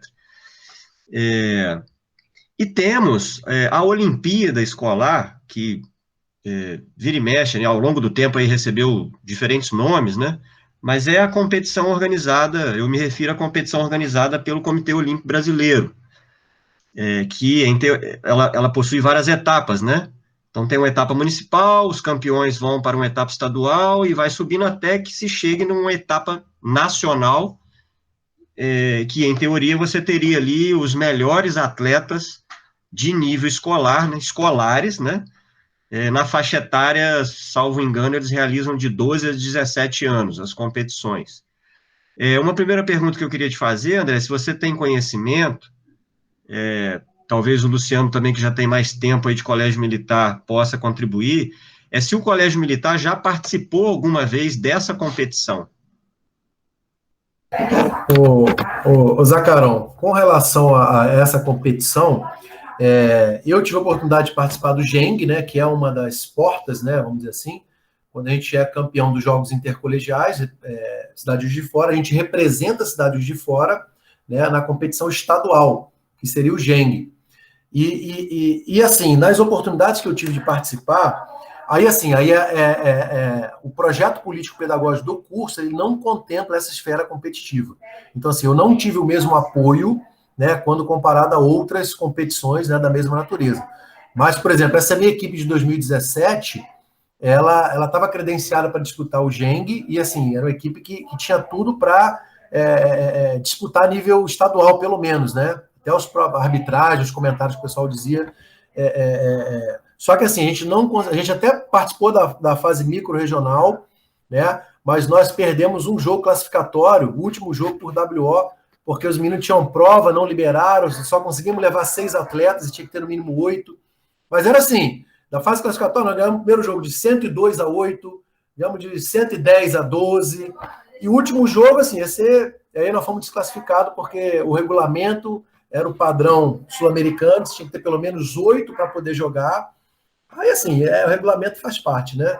E aí nós perdemos, e foram 2 vezes que eu tentei participar do GENG, mas assim, eu não tive apoio institucional para poder ingressar nessa jornada, que não é fácil, né? Você sai da sua cidade, né? E aí você vai para um local que às vezes você não tem a estrutura adequada para estar levando a molecada, né? Então, assim, tinha que ser bate e volta. Então, assim, a nossa cidade, né, no qual a gente representa também, não dá subsídio para a gente disputar, a gente não tem nem transporte. Então, são problemas, né, que vão acometendo nessas esferas um pouco maiores, que a gente acaba não tendo a oportunidade de avançar. Eu acho que muita gente perde a oportunidade de progredir nessa competição por conta disso, tá, Zé Carol? Não tem meios. Sim, concordo, André. E aí, nesse ponto que eu queria chamar a atenção, que diz respeito à questão da gestão, né? A gestão, por exemplo, da educação física na escola, para começar nesse nível, né? Por exemplo, tem um relatório do Tribunal de Contas da União de 2011 que apontou o seguinte: em 2008, né, quando o Brasil estava aí se programando para um projeto, né, de longo prazo para as Olimpíadas Rio 2016, onde começou todo um investimento maciço, né, em várias ações aí relacionadas ao esporte, sobretudo ao esporte de alto rendimento, né, que foi o principal foco da estratégia brasileira. Mas veja, em 2008, 34% apenas dos municípios brasileiros se envolveram com as Olimpíadas escolares. E isso na faixa etária de 12 a 14 anos. Quando a gente vai para a faixa de 15 a 17, apenas 23% dos municípios brasileiros participaram ou se envolveram de alguma forma com essa questão da Olimpíada escolar. Você citou um dos possíveis fatores aí, por exemplo, que aconteceu com você, que é a questão do conflito existente na escola, né? Ou seja, o cognitivo e o físico, né? O que é mais importante?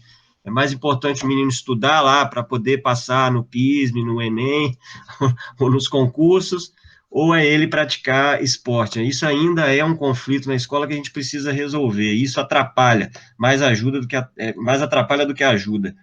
E aí eu chamo a atenção, porque eu vivenciei isso em 2000 não me lembro exatamente se foi 2011 ou por volta ali entre 2011 e 2013. Na época, né, o Ministério dos Esportes ele lançou um programa chamado Programa Atleta na Escola. E a finalidade desse programa era, de fato, fazer as competições internas primeiro, nas escolas, a nível municipal, depois fazia uma etapa municipal com os melhores de cada colégio, classificados ali. Depois dessa etapa municipal, havia uma regional e depois uma nacional. Essa era a ideia do programa. E investiu-se muito recurso nesse programa. E como que funcionava? O Ministério do Esporte ele disparou um e-mail para todas as escolas do país. E quem recebia esse e-mail? O diretor da escola. Na época eu trabalhava numa escola municipal, no município de Comendador Levi Gasparian. E aí eu soube do programa pela internet, né? Vivi ali consultando o ministério e soube do programa e corri na minha diretora. E fui saber dela: olha, chegou um e-mail aí para você? Ah, chegou aqui, mas... Ô, professor, eu vou ser bem sincero, é tanta coisa para a gente resolver aqui que passou batido. E o que o governo, na época, né, o programa ele oferecia? Ele oferecia um valor, não me lembro exatamente o valor, mas tipo, sei lá, R$3.000, vamos supor, não sei exatamente o valor, mas vamos chutar aí, 3 a 5 mil reais, para você realizar uma competição interna na sua escola. Com esse dinheiro você podia comprar equipamento, né? Ou seja, você fazer a competição. Então, qual que era o trabalho da escola? Organizar a competição. Aí vem um problema de gestão, quer dizer, se eu não fico sabendo, a minha diretora não me informa, a coisa não acontece, né?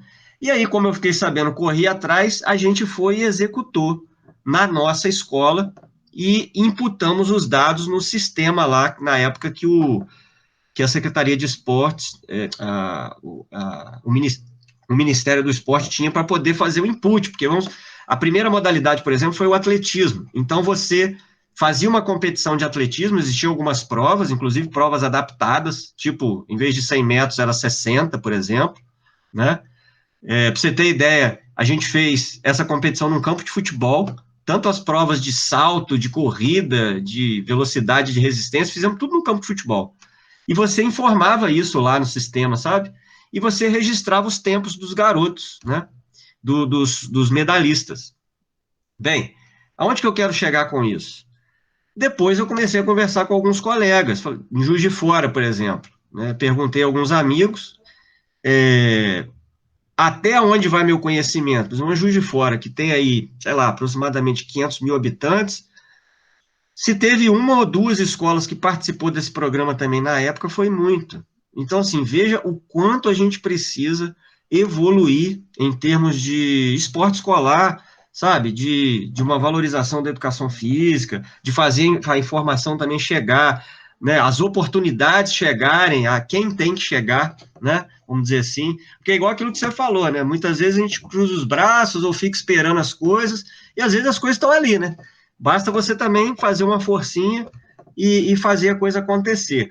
E tanto é que o programa acabou não tendo muita adesão, e 2 ou 3 anos depois isso começou a ter uma repercussão um pouco maior, quando então começou-se a fazer uma propaganda maciça na televisão com atletas olímpicos, né? Então eu me lembro que tinha lá, por exemplo, aquele atleta do judô, o Baby, por exemplo, ele aparecia, a mal imagem, né? Então os atletas foram para a TV fazer a propaganda desse programa, e eu acho que a partir dali a coisa engrenou um pouco, mas assim, se você for olhar, por exemplo, o desfecho que isso teve, infelizmente a gente não consegue obter muita coisa, né? E aí, só para fechar aqui o raciocínio das Olimpíadas Escolares, né? Tem 2 estudos muito interessantes que tratam dessa temática, que é, inclusive, de um xará seu, é André também, chama André Arantes, né? São 2 artigos, um deles publicado lá na Revista de Educação Física da USP, em 2018, e o outro em 2020, na Revista Brasileira de Ciência e Movimento. O primeiro trabalho que eles fizeram, olha só que interessante, eles pegaram dos 15 mil jovens atletas que participaram dos Jogos Escolares, né, da Olimpíada Escolar, entre 2005 e 2010, eles pegaram os 800 medalhistas, né, tiveram 800 medalhistas na faixa de 12 a 14 anos.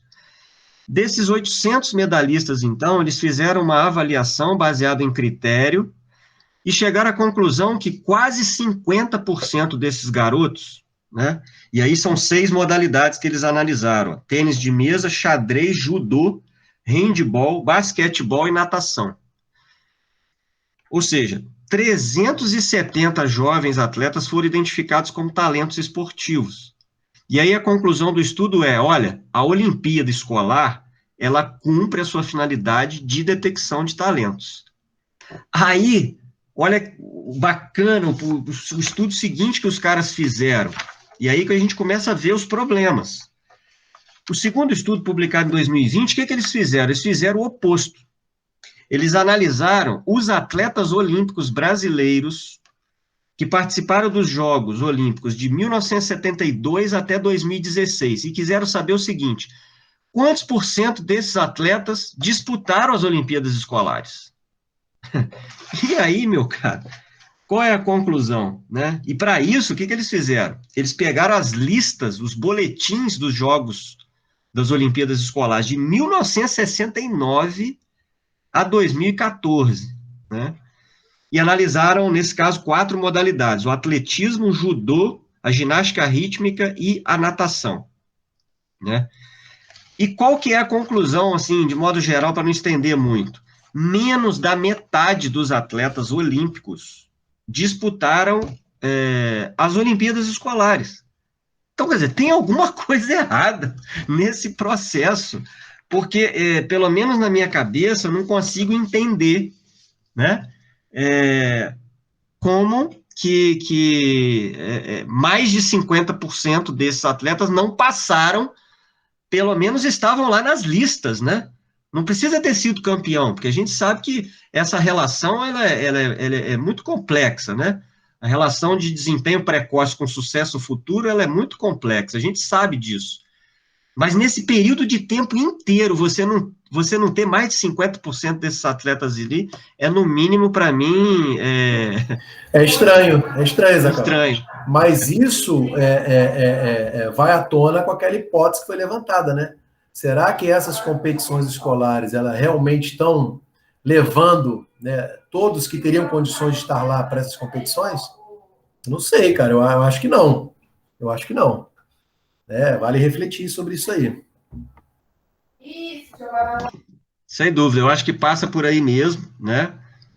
Até porque a gente sabe, né? Se a gente pensar, por exemplo, nas modalidades coletivas, por exemplo, às vezes você tem um talento esportivo numa equipe que parou ali na etapa estadual, por exemplo, mas o menino é muito bom. Ele não foi porque a equipe dele não ajudou, né? Mas, quer dizer, ele está ali, ele, de alguma maneira, ele foi identificado, ele estava no processo.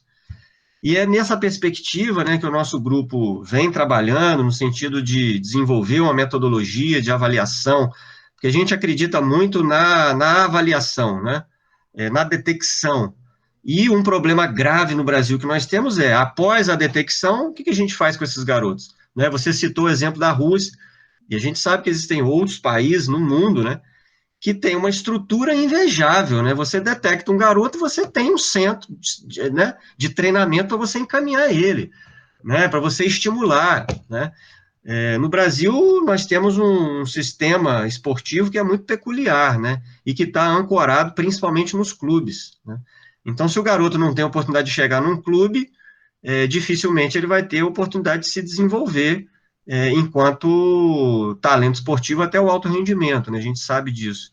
Mas eu acho que uma primeira etapa aí que a gente poderia, né, e deve trabalhar é nessa perspectiva, assim como você citou o projeto Atletas de Ouro, né, no Colégio Militar, que é uma iniciativa, né, criada lá pelo nosso grupo de pesquisa. Eu acho que a gente tem que conhecer o potencial que a gente tem, né? Acho que é o primeiro ponto, né?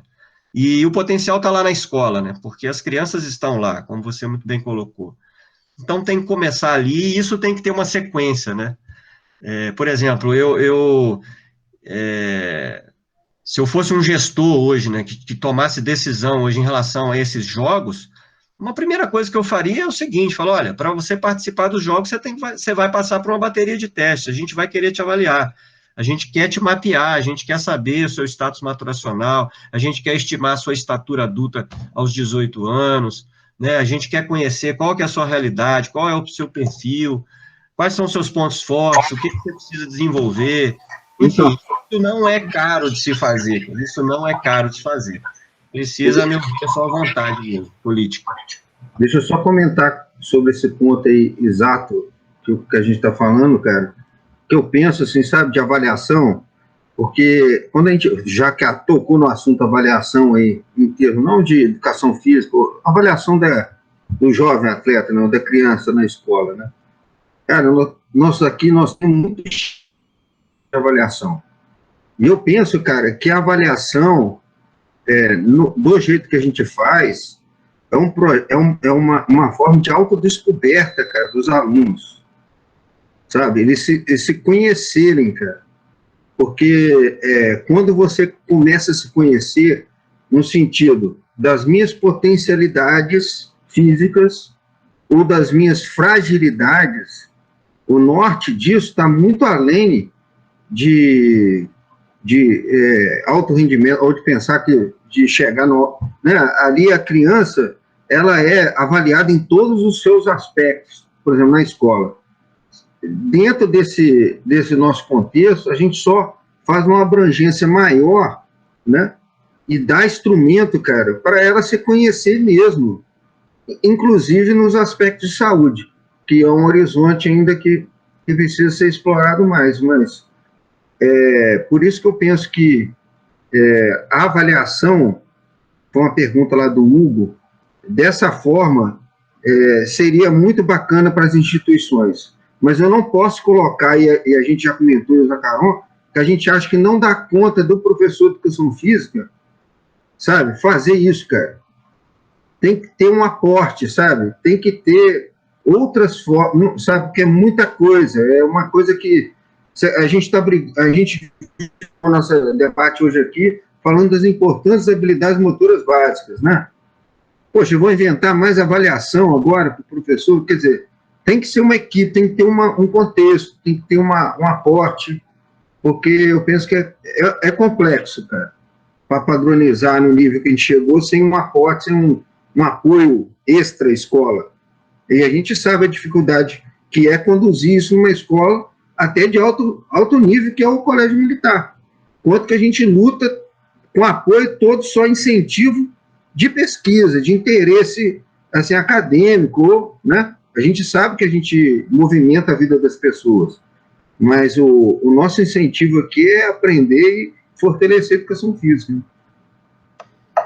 Quer comentar, André? Não, eu acho assim, as duas falas, né, eu queria primeiro comentar a fala do professor Zacaron, quando ele fala que muitas vezes a gente não sabe, né, as possibilidades que a gente tem, isso é fato até para nas esferas de possibilidade de projeto, né? Aí eu estou até saindo um pouquinho da escola. Às vezes tem verba que fica lá e a verba não sai porque não entra projeto. Então, acho que falta, em nós, professores de educação física também, uma veia ou uma capacitação um pouco maior na parte de gestão, na hora de entender um pouquinho como funcionam esses trâmites, né? Por exemplo, aquisição de material. Lá no Colégio Militar, eu tive que me encabeçar para poder entender como que era adquirir material. Se você não sabe como é que faz o pedido, não chega. Né? Você tem uma mesma instituição que é igual a sua, que chega e a pessoa não chega. Por quê? A verba está lá para todo mundo. Agora você tem que saber o caminho para poder fazer com que essa verba chegue.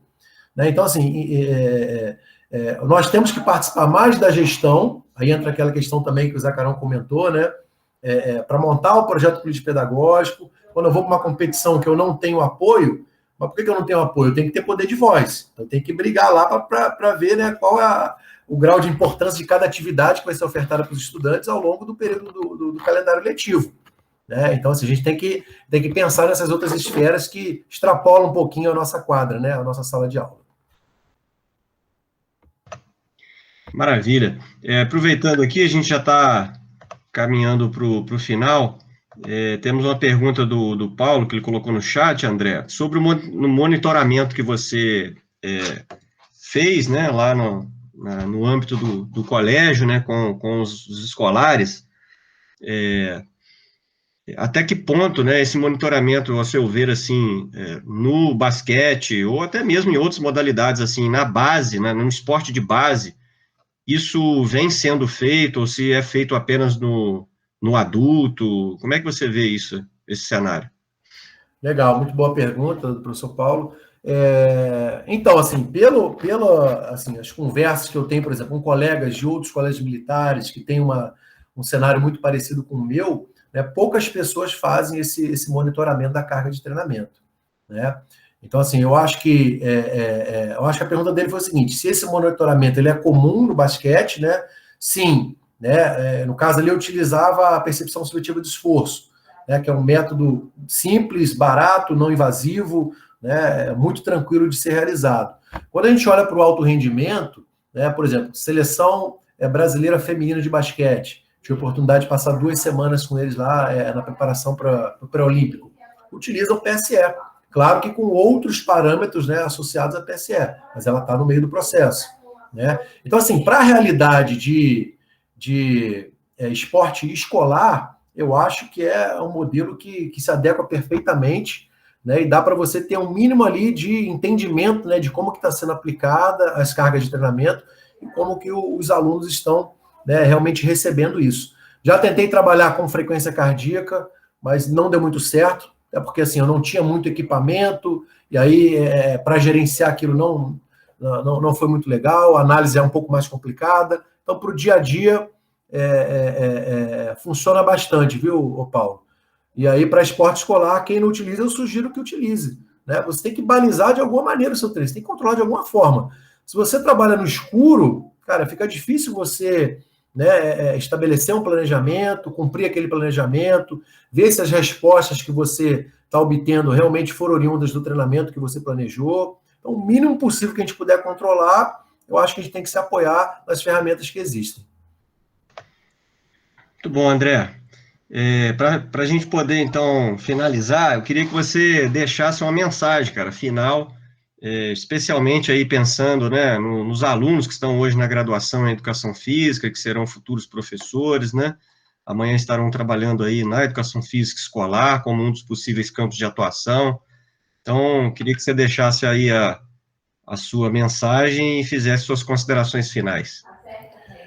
Bom, a mensagem que eu deixaria, né? Eu vou deixar duas, né? Duas em uma aqui.